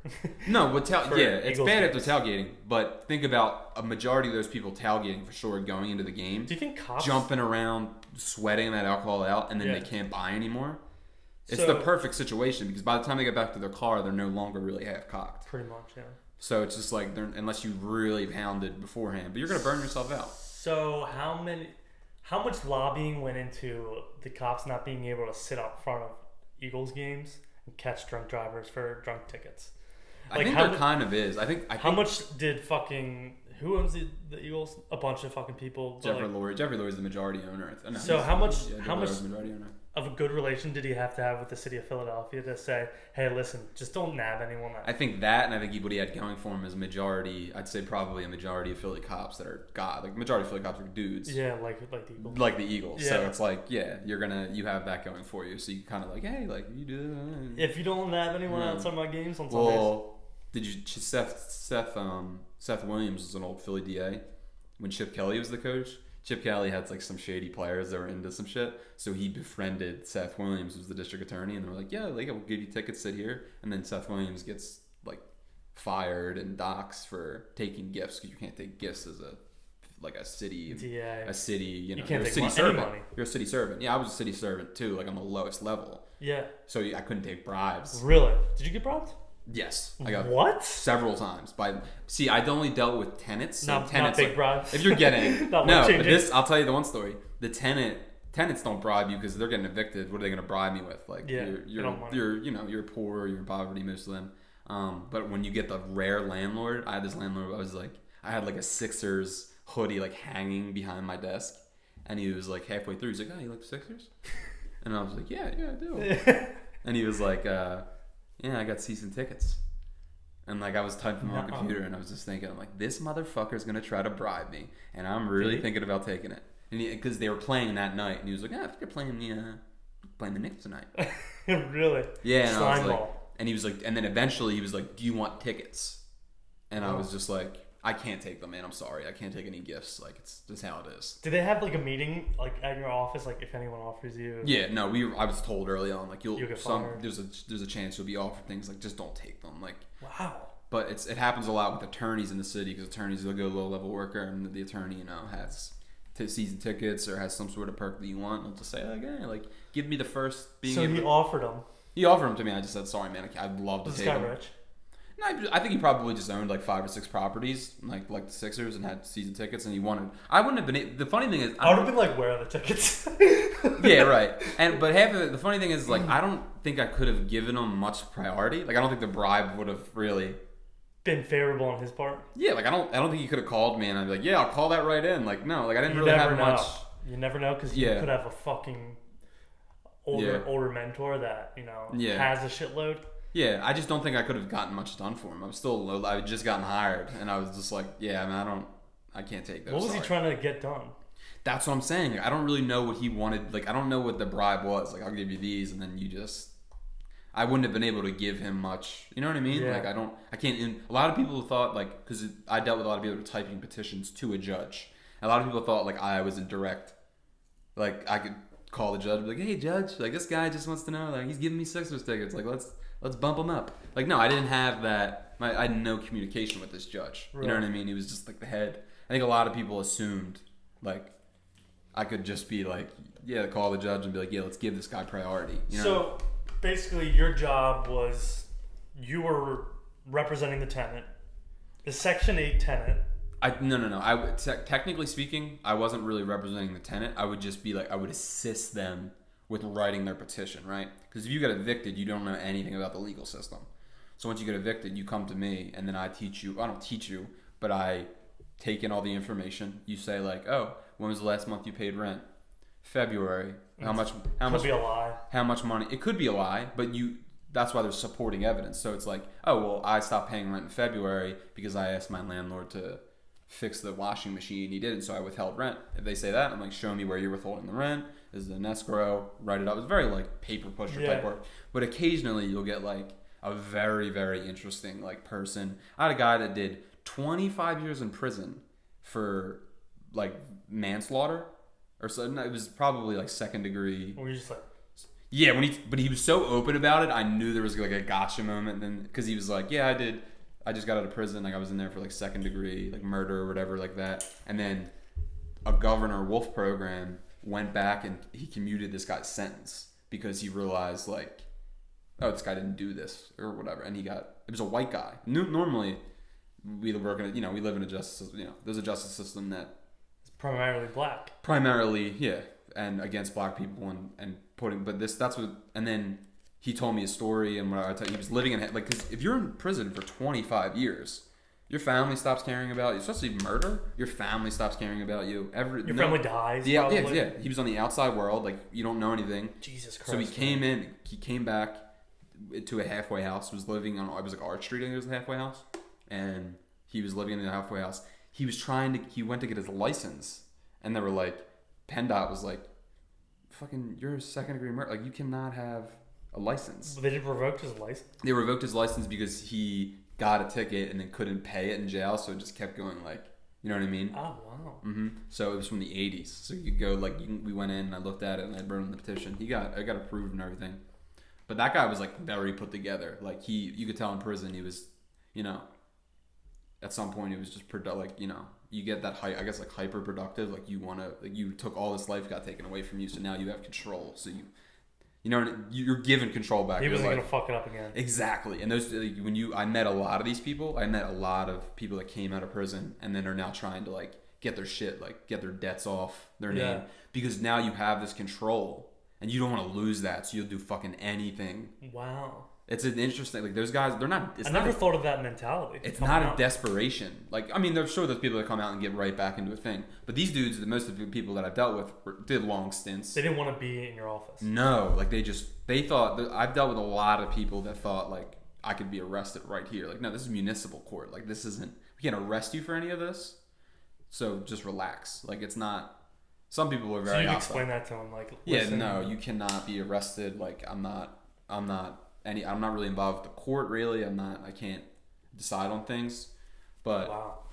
Yeah, I met a lot of interesting people. It just shit, like, you do deal with, like, a lot of just, like, and it's like it's a wonder to me, like, so my buddy Ben has had quite a few jobs, and he had, like, interesting jobs, and he always said, like, I want to write a fucking book or, like, a sitcom about my time at this place. Yeah. Like, maybe, like, like a movie, like, a little whatever. But no one ever does it.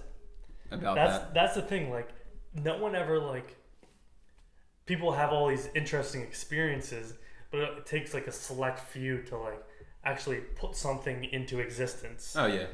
I mean, insane. I've never, like, put it down to paper, but, like, I feel like I've gotten, like, value out of it. Like, yeah. Whether that be, like, just understand. Like, I've seen some of, like, all the Section 8 people, but some of the poorest people in the city. And that gives you a ton of perspective as far as, like, especially the people that are, like, legitimately trying to, like, just stay above the water and, like, not drown and fucking, and that's, like, the depressing part of it is, like, you see some of these people that are just, like, I don't have any skills, like, they're just trying to get by, and poverty's terrible, but that was, like, the perspective that I got from it. Like, you laugh, there's certain things that there's people that are, like, obsessive about, like, municipal, like, they think they're, like, people call them, like, paper terrorists.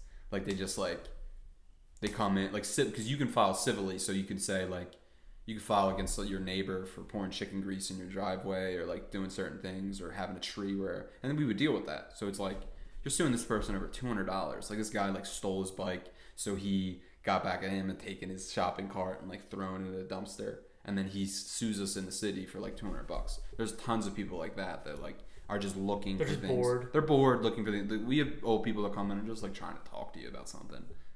Like, you're literally just there to just be, like, complaining about something, but, like, at the end of the day, you know, they're just really trying to have a conversation. Like, and this is where they chose. Wow. It's weird. And so you get that in the city, too, because we were in the heart of, like, Center City. But it was hard to get up to our building.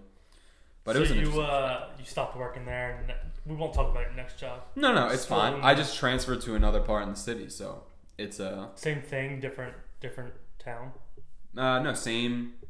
It's still, like, court, I guess, sort of. Yeah. It's just it's like wills and last testaments and shit like that, and orphans. And oh wow. Different part of the city, but I just got lucked out. Like, did an internship and then they hired me from there, and then because they always list, like, new jobs within the city, so you can apply for them whenever you want. They're always looking for college degrees, so I did that, and they hit me up in the pandemic, and I was like, yeah, I'll take it. They hit you up in the pandemic? During the pandemic, and they were like, we're hiring 3 people, like, if you still want that job. I was like, I applied for this, like, 6 months ago. Wow. So they hit me up, and I just got lucky. But I'm sure it's weird right now because it's all online. Like, I have to wake up every day, like, log on. Oh, you set it at your house? I'm sitting in my house, yeah. I literally don't have, like, a home. My home setup is, like, I have something I hang my clothes on, and there's, like, a rack. I put my laptop in front of my shorts and put it right there, and then I pull up a desk chair. Usually put a hat on. I'm really bad with Zoom. I have a funny Zoom etiquette. Story. Like, I'm so afraid much so. If you stand up and your pants are off.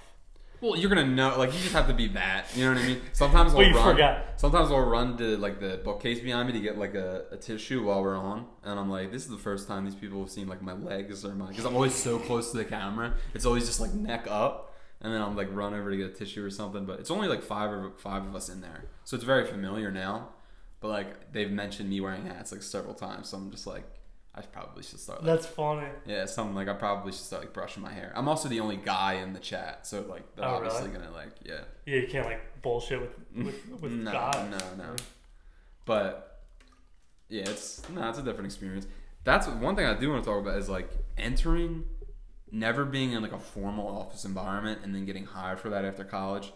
It was jarring because we have all these millennials going into workplaces that are always majority like older people, or like what's that, like Gen Z, or no, not Gen Z, like Gen Xers, Boomers and shit. Boomers. Those people do not like fucking like millennials and boomers and other generations. They do not mesh in the office. In the office space. I got into. I'm very quiet at my workplace. I found like one or two friends, and then I just stick by them. So you have a lot of older people? I worked with like a decent amount of older people, especially in the city. The people that are just waiting on that fat pension, that fat city pension. That's borderline fucking criminal. So if you stay in the system, you will get a pension like that. I won't. I don't think I'd get like as big as a drop as like some cops and other city workers will get. Because I can. 5 years in, 5 years in, I could be. I'll have a pension. I'll be vested, I think it's called. Yeah. And then at some point, I can leave that job and like 25 years. People peel off money to the cops and shit. I know. Well, they get like there was the six-figure pensions. Drop pensions. So drop pensions were, this isn't very interesting, but it's like a bunch of cops and like city workers got this drop pension that the day they retired, it was a 6-figure drop into their bank account. So it'd be like $100,000, or it was a drop pension. Instead of me paying you your pension over time, we'll give you this drop. So a lot of those people just took their drop pensions and ran down to Florida and then left the city. So they get dropped what? We're talking people with high school degrees. Pension? We're talking, exactly. That's why it's called a drop. Like if you. Oh man. So you could be a high school. Picture a high school degree. You got a job as like a clerk in like some city office, and then you stayed for 25 years. And then you, at the end of your retirement, you're like, oh, here's like $100,000 or $80,000, like just dropped on you, just taxed it, and then here it is. It would be way more than that. Well, some cops got up to like, if it was the whole high level city officials got up to like $200,000 or like $250,000. Here's where it gets even funnier. Some of them would be like, yeah, I'm retiring, and then take their drop pension. No, take their drop pension and then be like, I don't really want to retire yet, and then they'd come back and still get a city salary. And then they'd already have their pension. It's pretty wild, but like, it's still. I think a lot of states did it. I don't know much about it, but it is an interesting thing to read up on. Because imagine that. But our generation isn't gonna have anything close to that. Like, we're not gonna have any social safety net as far as like pensions and stuff. So like that. A way to combat that, and what I learned, I went to fucking business school and didn't learn any of this. I learned it in my study of money for this podcast. A Roth IRA from Vanguard. Yeah. I drop, I think, $6,000 a year into it. Okay. I have it set up where it takes it out of my paycheck, doesn't even go into my bank account, doesn't get taxed. When I become 59 and a half, I get to have that money, and I'll be a millionaire. But it'll be untaxed. Guaranteed. It'll be untaxed until I take it out. But they will try to tax you at some point. When you, that's what I mean. So you just said that. So when you try to pull out, they will tax you. Yeah. So, dude, but is that protected though? Like, how is the Roth IRA like? So that money will build up over time. Yeah. Because I have something similar called like deferred compensation in the city, where essentially I can put it away, it won't be taxed. I'll put $300 in, that $300 won't be taxed. Oh, okay. And then at the end of the time, all that untaxed money will then be given back to me non-taxable. Okay. I'm interested in that, but I don't think I'll be in the city long enough for me to start really thinking about that yet. Because at the end of the day, in 5 years, their whole pension system and their whole social system, it could fall apart. You have to rely on yourself these days because... No, you do. And that's the thing. Like, you have to save on your own, because especially if I get unless I work for there's good companies in the United States you can work for and they'll take care of you. Still, I'm not saying that's not... But a lot of those places... Dude, I think that rhetoric is fucking dead. I think... Well, if you're a union worker, fuck yeah. Like, if you're a union worker in a strong union, you're protected. Because you're not... Yeah. You're protected in the sense that, like... But if you work for a stop that's if you work for a place that's non-union and that place falls fucking apart, now your pension's at risk. Anything that, you know what I mean? Like, all that stuff that you worked for years. I think it's all bullshit, man. I think... This sounds fucking tinfoil hat, but I think college... It's the biggest fucking racket. Oh, it is. No, it is. I only read 30 books so far, and I learned so much more than I learned throughout college. Yeah. I learned how to be a system player. I fucking hate... I'm not to call you up. I thought... I'm not saying I, like, seen through the bullshit, but, like, being in college, which, like, I mean, we went to, like, a low level, not, like, anything crazy, shitty college. But I'm just saying, like, it still was, like, pretty reputable. They hired good teachers. Good alumni. And I did really have some really good teachers. But you just see the bullshit of it, of, like the community of it. You know what I mean? Like, it's all bullshit. You're there for an experience, and it's supposed to spit... The point of it is to spit you out contributing. My mom, her tuition was like $6,000 a year, and it's like, all right, if you're learning the same exact thing, how to be the same exact way, but I'm paying what did we pay, like fucking, like, I know I still owe a bill. I still owe my fucking library card. I don't have my. I told you what fucking happened.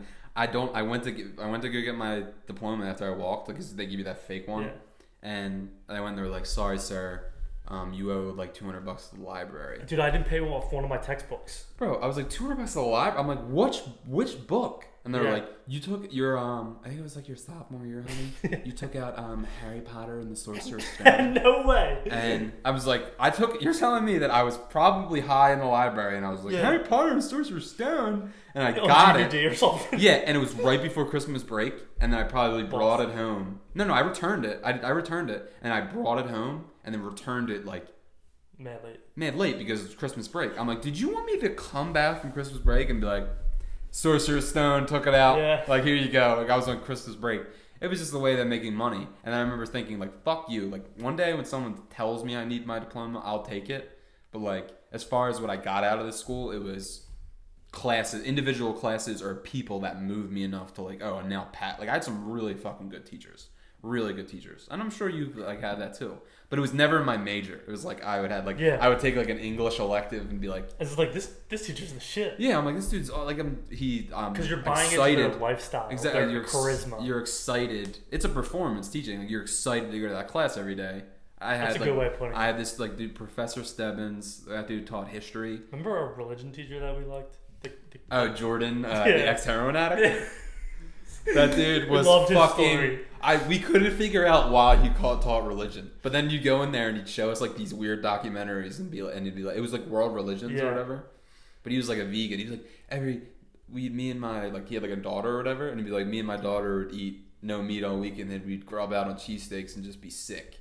And he'd say that like every time we had class. Like, and it was rarely like, he would always skip class, always cancel. Always skip class. It's like, oh, he's back on the wagon. You can't tell your fucking whole student base that you're an ex-heroin addict and then miss a bunch of days. And then you're just thinking like, dude, is this dude out on a bender? Yeah. You know what I mean? Like, it was just like, it was shitty in that way. He's always like sick. He's always just sick. No, but like I just got introduced to like a ton of good books in college. I read short story collections. Like, by the way, that's when I read short story collections like a lot now because I had a fucking class in college that was just called the short story form. Wow. And the guy was he took a crack at like short story writing at some point, and it was good enough that he took a crack at it and was pretty good at it, to the point where like he had visiting authors that, like, we had a visiting author, and they were all like high, you know what I mean, like, you know, selling their books, and they'd come to this college and speak or whatever. And I'm sure it was just because the English department had like a budget that they need to hit, so they'd pay that kind. You know what I mean? Yeah. But like that class was just like big for me because I was just excited to go every day. And at the time, I'm not thinking. Oh, you'd have like every week, like new. No, you'd have readings and then you'd discuss it. And most of the people I were with were like people that were trying to get like MFA, not like MFAs, but like an English degree or something like that. And I liked that class too much. I went to take short story like 2, and I went in there and they're like, "Are you trying to like?" They're like, "You have enough English credits to have like a minor in fucking English at this point." I'm just like, oh shit. That's where I fucked up. Like, I always should have been. I took so many English classes that by the end I was too dumb to think like, oh, I probably should have been. You just loved English. It wasn't that I didn't really like I wasn't like I didn't want to be like a teacher, but like I did like reading and then like discuss. Like, I liked that a lot, like reading and then discussing. And then our fucking major department cuts a big portion of my major, and they're like, yeah, take these public relations classes. And that just made me the angry, like, nobody in my major, I can almost say that, like, nobody in my major, they probably just thought I was the biggest dickhead because I was so fucking outwardly like going against it. Like, I was against all this. I was like, fuck all of you. Like, you're gonna fuck all of you for rolling over. Yeah, that's what a lot of people came to business. But that's what I'm saying. Like, fuck you because you're passionate about public relations and I'm not passionate about this. So the classroom environment is they're all passionate. Like, I'd rather be in a different. You were passionate about like English. Like, I was passionate about like like all the classes that I had that I liked were like, you know. You're one of the only comm majors that actually liked comm. I wasn't that I liked comm because comm's so broad. I just liked putting a story together or like reading something and putting that. You know what I mean? It's kind of hard to put the words, but like I liked the part of it that was like the creation of it. Like you don't like you edit and then you put this thing together and then but then comm's so broad that when they cut the mass media part of it, that cut off like everything that I liked about it. Yeah. So now I have to take classes in public relations or like comm law or like all this shit. I'm just like, why the fuck? Comm law, like the PR is everyone going into business. That's what business. That's what I'm saying. It'd be advertising people because the business's advertising department wasn't like off the ground or whatever yet. So they would take comm classes. Yeah. And I don't know. It was just college was very frustrating in the sense that like I didn't really know. I just went because like I would have been the first person in my college, with my family, to go to like a 4-year college like away. Like my mom did it, but like she went to a place like I didn't only went like 45 minutes away from my house, 30 minutes away from my house. Yeah. But I still got that experience of like being on a college campus, and it was fun the first year. And then you start stepping out, and you're like, this is all like horse shit. Like this is not. I don't want this. It was more people were so excited by like they were so excited by like just because they were in college, dude. Yeah, but it's all the hormones fucking flying around in the classroom. But once the luster of that goes away, you're like, why? It doesn't go away until like it went away. It went away from me way too early because then I was just like, and then I just start turning the into excitement, like, the dopamine hit of, oh, am I gonna sit next to? If I get it, that's the thing. I want to talk about this. What? I'm glad that we were talking about it. Can we outwardly talk about the hottest girls that we thought were at LaSalle? What do you mean? Like who they were? Yeah. Like their like name? the hottest girls like at LaSalle. Period. Like who they were? Or yeah. Like their names? Yeah. You want me to say their names? I can too. You want me to say these poor girls' names? Here's my whole thought process as to why I want to do this. I want to see the fucking because on the Facebook analyticals I can see who views now. I was you want me to say it and then see if they. I want to put like teasers out as to. This is methodical. I do not want to do this. But listen. I'm not gonna say their names, but I will say this. We could say we had nicknames for everyone. Yeah, we did. But at the same time, like I think it was part of being in college. Like that was the fun of college. Is like with your friends, you had nicknames like, oh, yo, so and so was doing hot, was walking today and looked hot. Yeah, that's just funny because you don't know. Like most of those girls that we talked about, like we didn't know their name. Like we knew their names, but we didn't really know who they were. So we just make your own idea of how they are. And then you meet them and you're like, I'm such an idiot. You know what I mean? Like some were spot on. Like I'm pretty good. Like I'm not. You know what I mean? If I hear you say a couple sentences and I know what the stickers on your laptop, like I got you pegged. Exactly. We had like Crazy Carly. Like that was like but she was crazy. Yeah, and you meet interesting people, and I think part of it was like being from where I am, like you meet girls that aren't like the girls from where you are. You know what I mean? So it's like that was more interesting to me. I think if I put a clip on my fucking YouTube, or on my Instagram, I think I would get so many clicks of girls who are so worried about what us two idiots think, which is so dumb because I they're like, oh, I'm wondering who got hottest in the sophomore grade. Yeah, hottest in the fucking sorority. Yeah, which we're not gonna do it because obviously like you and I both have a problem with it. But like it's like I think if I were to do that with someone from our college, an experiment. You mean? Yeah, because Facebook analyticals can tell you who views now. That's crazy. Like, but I don't necessarily think like it's interesting in college because you're like how like remember it spiraled out for a while like we need to teach them consent on college campuses. They did? Yeah, I mean there was a big push for it like after like that Brock Turner. We were in college for when that Brock Turner shit happened in like Stanford and stuff. What was the Brock Turner thing? That was the one. He was like the Stanford frat boy who like raped the chick out like behind a dumpster or something fucking awful. I kind of remember that. But the whole thing was that he didn't get convicted of it, and they ended up like he only served like but it was like a brutal rape. But he was very poster boy like Stanford white, like the type of kid that would just and then the judge was like, oh, we don't want to ruin your life. But this dude is a fucking. So he did it because he was rich. Yeah. I remember the Duke guys on the lacrosse team. The Duke lacrosse thing was bad, but a lot of those guys didn't end up being like some of those guys. Dude, I was visiting my buddy at Scranton one time, and the kid on the baseball team was like, yeah, there's this chick like passed down here. I'm gonna go bang her. That's fucking insane to me. And it was like normal. Like he was saying it like it was. I was with, I forget who I was with who wasn't from the school either. Yeah. We're kind of loners. I know I was just like no. Yeah. I knew it was wrong. That's why I'm glad and I swear. And he's like, nah, I'm not gonna I swear a majority of those motherfuckers were like either an older brother or no, because he was a senior. Yeah, like, but you know what I mean, like that grew up in families where they were an older brother and only child. Because if I said like hypersexual shit around like my siblings were both like, older brothers, they'd be like, you could shut down right away, like fucking chill. You know what I mean? Like they would just had a good sense, like they gave me a good, you know what I mean? Like they taught you. They taught me, and that's what you need. Like you can't like it should. That's why it turns into like on those sports teams where it turns into that. It's probably just like this group think of just like all these assholes that are just all horny, and no one wants to be like, yo guys, like maybe we should turn it fucking back a little bit on this, like. And we were just like, he was like, I vividly remember him being like, yeah, like it was either like she was passed down and he wanted to bang her, or she had been banged while being passed out previously, and it was his turn, and it was like late night, horrific, dude. And he never ended up like doing it, thank God, or else I think I would have remembered it even more trying to stop him. Not to say like this is like the fucking podcast for this, but I do think it takes more dudes saying like talking about like people say they talk about experiences where you were like, yeah, maybe we should like maybe that is fucking wrong or like don't, because most of it is like dudes are probably like excited by it, like oh yeah, like this girl's like we can take like she'll let us, she's drunk, or like let us take advantage of her or whatever. Just we like, never really saw it. I mean, we weren't. In a frat. No, that's a very frat thing though. Dude, do you think there was like a low key conspiratorial like deep state mentality in the frat at our school? Yeah, doing shit.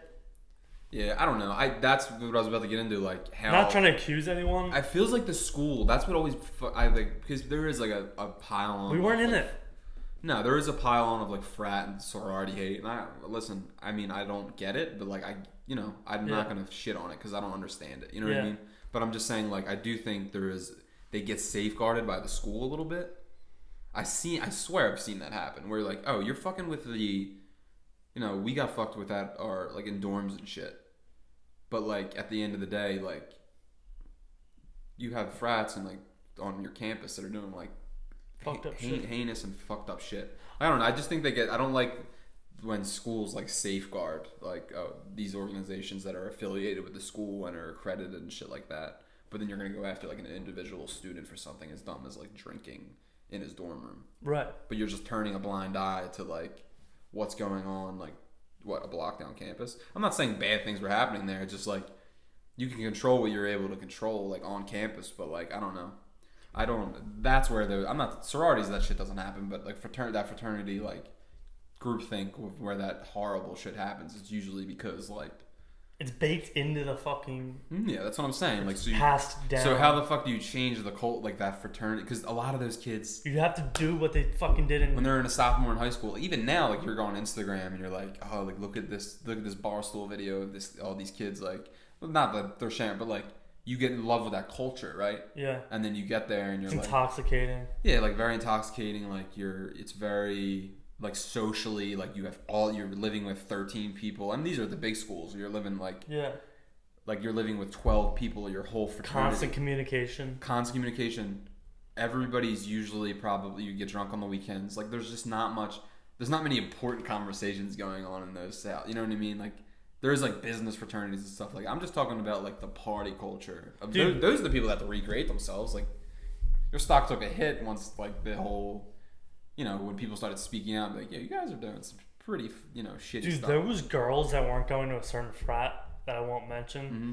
I'll kind of mention that they were a fringe frat that weren't going to those parties because they were drugging girls. Yeah, and that, like, I don't even think if you told me that sophomore year, I'd be like, that's not real. Like, you just think, I thought in college, like, oh, like, yeah, this happens, but like not at like this small of a school or like, but no, like it happened. Like I don't know. So I was making a health drink the other day, and I put in some apple cider vinegar and lemon extract, water, cinnamon and honey. Yeah. And then I was like, fuck it, I'll put in 2 B12s. 2 B12s. Like vitamins. Yeah. And I dropped them into the drink. Yeah. Felt creepy. Because dude, the way you were doing it. I had to say out loud to myself, yeah. Wow, that felt creepy. I literally said that out loud so I would never do it again. The way you dropped it in. Because I was just like, bloop. Yeah. It's just like, put it in the blender. I was like, oh, fuck, man, that was weird. I'll tell you a conversation. I'm in high school when I realized like this is a real thing. I was a sophomore, like weightlifting, and a senior came up to me and the kid that were weightlifting and was just like talking to us. And like obviously like you're a sophomore and this is like he's on varsity. So you're like, you're being like a little fucking weirdo with him. You're like, you're eating everything else he says. And he goes, we're talking about a girl, like, oh, like I really, it's me sophomore, like, yeah, I really like this girl. Like she goes like St. Hubert's or whatever high school. And he goes, you know what you need to do? He's like, get a bottle of Southern Comfort. And I'm like, okay. I'm like, I don't, you know what I mean? I don't know why. I don't really drink that much, but like I don't, I haven't really gotten into liquor yet. But then he's like, and then you pour 2 cups, and then he basically told me like, you roofie the other one. Like, she'll drop her pants in a second. And I'm like, well, like why? Like I'm like, why are you? He told you to roofie a girl. He told me and this other kid to roofie a girl. But like to the point where I was like, we've done it before. Yeah, we both laughed, and he was like, no, like, dude, like, do it, like, you know what I mean? Like this dumb. Fucking, and like we were both just like, it always impressed on me, like I don't want to be like that guy. So for the rest, you know what I mean? Like I don't want to be like, if a freshman comes up to me, like I'm gonna try to, like, it was just so weird to me. It's a certain type of dude, and it sounds shitty, but like back then I wasn't concerned about it because I was like, that dude's hurting people and that's wrong. It was more, I was like, that dude's a fucking weirdo. Like I don't want to be anything, you know what I mean? Like I wasn't really thinking about the implications of like what it meant that he was telling me that, meaning that he may have done it before. Yeah. And did date rape. It was me thinking like that weirded me out, and that guy was creep. Yeah, I don't want to be like that. It wasn't that, like, it sounds now I'm like, yeah, clearly he was hurting people, but I'm just saying like, and that's back then I wasn't thinking, oh, this guy's cool. That's because Cosby wasn't caught, Epstein wasn't caught, fucking Harvey Weinstein wasn't caught. Yeah. Like that, I think that the mindset changed once you realize, like, oh, this was like pretty rampant, like from top to bottom in some of these plays. Like even the Washington football team, like that big expose came out, like he was like pimping out cheerleaders. Yeah. Like that's insane. Like the way, like I just think, but I don't think it's. I think it's just that toxic groupthink, right? Like just too many horny dudes that are just like. There needs to be a reset on successful systems every now and then. Yeah, no, I think it's a good reset, right? Because now you're the corporate environments that are probably like much less dangerous for like women to work there. Like I don't know, because even you put pressure on me. That's what I don't like. Like I was in the barbershop the other day, and this dude openly said, like this is using an example, just openly said a racial slur in front of me, and then kind of like looked over me like, right, pal? And I wanted to be like, no, like just because you're saying that out loud doesn't mean I'm also like, don't rope me in with that. I don't want to be roped in with that. Yeah. And I think that's the issue with those corporate environments. Like, everybody was too afraid to lose. Something was at stake, and then if you speak out against it, you're like, oh, I don't want to lose. Because my dude, the social reward of that is so, like, the social reward of being in a fraternity is so big. It's like if you are like, nah, like you get fucking ostracized. Exactly. So that's where it's toxic, because it's not. You're put on an island It's like police departments, as you know, negative positive it is, they have like internal affairs because they need to self-police because they realize it could get out of control. There's none of that. There's too in those corporate environments. These hot, like it's PR, it's HR, fucking. Even the HR departments are just like implicit on it. Like your buddy is hired in HR, so if the person who signed your check for the HR person is being racist, you can't really go against them. It's what I'm saying. So it's like that's one part of it. I'm just saying like. You need to be. I don't like you get lumped into things, and that's low stakes. This is more reasons why I want to escape the fucking rat race, do my own thing, and run my own business. Because you don't have to deal with that bullshit, right? Yeah. I'm not. That's more of an it should be the incentive for everyone, but it's not. Yeah. And I've been working towards it. Like I have the 59 and a half thing. Mm-hmm. I have to figure out from now until 59. Mm-hmm. So that's like. I'm giving myself a few years, but like I think just answering to the man and like having to be a yes guy. Mm-hmm. If you're in the rat race, you're a yes man. Period. You have to be, yeah. If you're like a finance guy or like in that realm. Oh my god, yeah. So it's just like it's kind of bullshit. I had some questions that I actually wanted to ask, and we can wrap it up soon if you're. I'm getting a little sweaty. You're good. It's pretty hot in here. So I saw a sign the other day, and the sign read, put in the password. Make racism wrong again. And that was like an oxymoron to me, I think. It's always been wrong, right? Can you explain that to me? So it was a Trump slogan that was being mocked for being racist. Like, if you have that on your front lawn, are you a Trump supporter who isn't racist, or are you mocking Trump? Oh, so Trump actually said that quote? No. Oh, okay. I thought you meant okay. It was a but play you're on using it's a play. There's been so many plays. I saw it in Chestnut Hill, so it's Democratic. Yeah, it's Chestnut Hills. Yeah. So I'd say that's a Democratic leaning sign. left. Yeah. I didn't understand the sign. I mean, it's very not clear. to get into politics again. No, it's very clearly like a response to something, right? Like it's very clearly like a response to something that's happening like right now. Like if you put out that sign in like 10 months ago, people would be like, "That's pretty funny," or like "That's," you know what I mean? But it's so that like play on Trump's thing is just so fucking oversaturated. You see it with everything. Yeah. Like the crossed out. Like I agree with some of the messages, like LeBron where it was like. It was something, and then like crossed out, like one of Trump's things crossed out, and then like, but I'm like, it's just. Do you think he's gonna win again? I mean, maybe. I think it's gonna be a close. From what I've read, I think it's probably gonna be a close. My insight is that it's probably gonna be really close, and it's gonna come down. We live in Pennsylvania. Pennsylvania is gonna be like a battleground state. Nevada, wherever there's like high amount of people on the left, and like in Pennsylvania, they describe Pennsylvania as being like Philadelphia and Pittsburgh, and then Mississippi in the middle. You know what I mean? Because it's all like two urban centers, and then just fucking Hicks. You know what I mean? But like, and then those types of areas like are gonna be. I don't know. I really think it's gonna be close. It's having to choose between two 7-year-olds absolutely fucking sucks to me. Dude, fucking two Biden's 70-year-old like 77. Biden's 77. Is he 76? Something like that. And I think Trump's 74, right? Yeah. And they're both. Trump's getting. All right, let's be very clear about something. By the way, Trump is COVID right now. Right now. But here, let's be very clear about something. Both of these men, their bodies are being held up and propped together by prescription medication. Yeah. Like, they're not. How do you on a campaign trail? Like, Obama killed it on the campaign trail because this man was like high tea, fucking, you know what I mean? State to state, flying all the. Yeah. These guys are just. It's Michelle different. was fucking him. Yeah, that's what I'm saying. Michelle he was still. Yeah, like Michelle was Amazon fucking him. Getting him through that election. Michelle was picking him up and he was wrapping his legs around him. By that on the campaign. I believe it, dude. I'm sure he's been. But I don't know. I'm just saying, like, it sucks having to choose between two fucking elderly dying men. Biden has had 2 brain aneurysms. Is that true? Is that confirmed? He's had 2 aneurysms? Yeah. Wow. I've read into that more. He's had 2. But you don't think. Like, I think one was a brain leakage, and then the other one was a straight up aneurysm. It's hard for me though to say. Like, I know it's hard for me to say that. Like, it's weird for me to say that. Like, oh, Trump's healthier because he's not. Like, you know what I mean? He just has. I read a thing. He's 240. He's 244. Yeah, 244. I seen that today, and they said like, I don't know, but it's not like we've had all our presidents have been like healthy.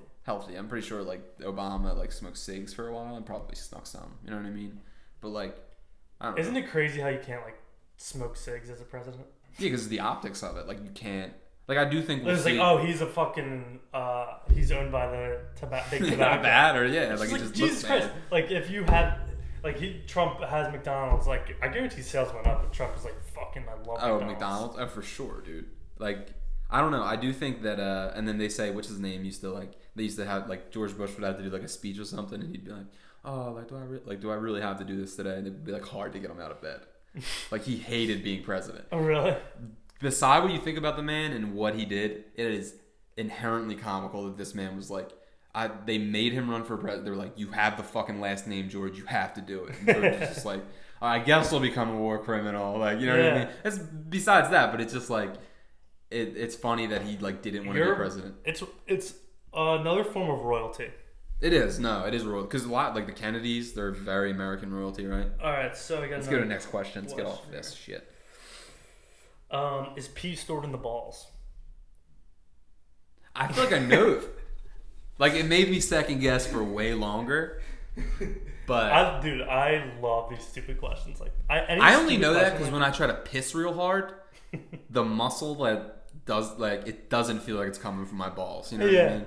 Sometimes I'll leave my balls like cinched in my pants, and I can feel like the flow being thing. So I think it's like I don't know the anatomy of it, but like sometimes I feel like the stream isn't as strong. Yeah. But I don't know. Piss isn't stored in the balls. I think, dude. I can say that like pretty. I don't know. The jury's still out. I'm not gonna close the door of peas being stored in the balls. And then is water wet? This fucking question. I've argued with people over. I've had a legitimate 2-hour argument. You can get pretty deep with this. I would say that. You're a dummy. I feel like it always comes down to the thing where it's like, can you? If I pour water on this table, it is now wet. Yeah. So wet is more of like a descriptor for me, right? So that's my argument. Yeah. So wet's more of a descriptor. Water itself isn't wet. It's fluid. Yeah. But it's not wet. See, if I dip my finger in the water, it is now wet. People take it. So I take it from a scientific standpoint, but people like, I had an argument going up to with Ben's cousin Billy, going up to Scranton for 2 hours. It's a great way to kill time because you could go down a very deep fucking rabbit hole about it. I love this stupid shit like that. That was like the red dress, but that was legitimately like how your eyes are fucking set up. The red dress, or the blue. It was like blue with black stripes. Yeah. But that was different. There was another one recently of that. Yeah, that took fucking Facebook by storm for a minute, dude. Yeah, so dude, like I got all these questions that I like constantly write in my notes. Give me another one, dude. Would it be accurate to call 2020 just 2020 gate? Yeah, I mean, as a give a name to 2020, it's 2020 gate. 2020, yeah, I would say that this has just been the shit year. We always get the textbook. Everybody said like this year the textbooks are going to be able to. This is going to be the fattest chapter of all time. Yeah. 2020, but no, I don't know. 2020 gate is a good name. I think that's inaccurate. I'm trying to coin that. So 2020 gate, yeah. Get shirts made and stuff like that. We did the OnlyFans. I'm creating a cookbook, and I'm wondering if I could use you as a consultant.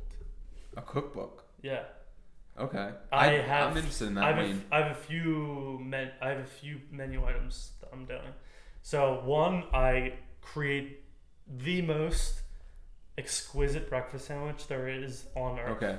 So basically, what I do, I call it the tuck me in sandwich. Okay. So when you eat it, you just want to go right to bed.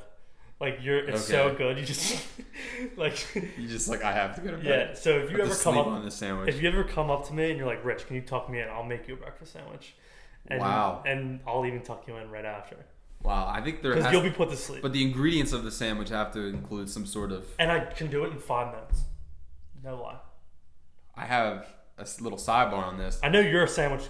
I love a good breakfast sandwich, but I had a teacher in high school that we could go in the city and get breakfast sandwiches before school. He wanted to get them banned because he'd say, all these kids are eating bacon, egg, and cheeses on these long rolls before my class. They're filling up, and then they're falling asleep in my class.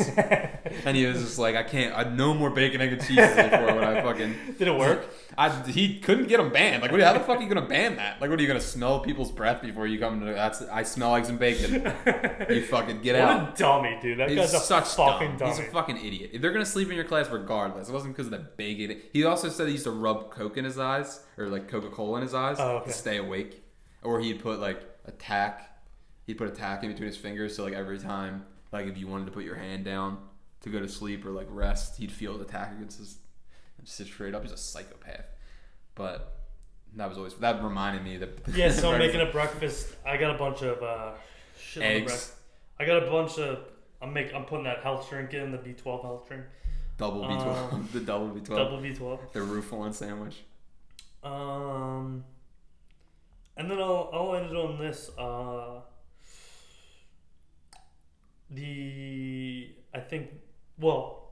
met someone who was very scary the other day at the gym. Yeah. His name was Moose Jaw. Moose Jaw? That's just the scariest name ever. Like he called himself Moose Jaw, and he had a face tattoo. Yeah, that guy is pretty hardcore. I'd say he's probably it better be if it's self-proclaimed, it's less cool. But I don't think you're cool enough to be like, yeah, call me Moose Jaw. Yeah. Someone had to. Scary looking though. Scary looking. He looked like he fucked people up. Yeah. So he might be a tender and soft guy. I'd say that's about it, guys. I'd say we covered a lot of bases. Very productive. This was the most productive podcast I've had in a while. I think we spiraled. I think we may have spiraled a little bit and went down some rabbit holes. I want to do like a guest of the year or guest of the season. So once my podcast season is up after the Study of Money, after the 50 books. Yeah. What are you up to? 28. So I want to do like a guest of the year, like a wrap up show kind of with my favorite guest. Okay, so, that'd be cool. I'm in for that. I'll put your name in the ballot box. Hopefully, we'll probably have a mail-in. A mail-in ballots. No, yeah. I'm gonna get the bots on it. Yeah. They start saying, I don't want to hear no Paige Pullman's or the other bill you have on. I'm fucking pulling their ballots off the street. Yeah. They're going into the sewer. You can give them to Hillary directly. Okay. All right. So, all right. Well, thanks, guys. I appreciate it. This is Rich from the Net. We'll be back. Episode. I'm having Regan on tomorrow. Oh, you're recording back to back? Yeah, dude. Oh man. I'll be tuning in for that. Fuck my episode. I want to hear what the carpenter barber. The carpenter barber, dude. We're gonna talk wood. We're gonna talk hair. He's like Sweeney Todd. Yeah. All right, guys. That's it. I appreciate it. Peace.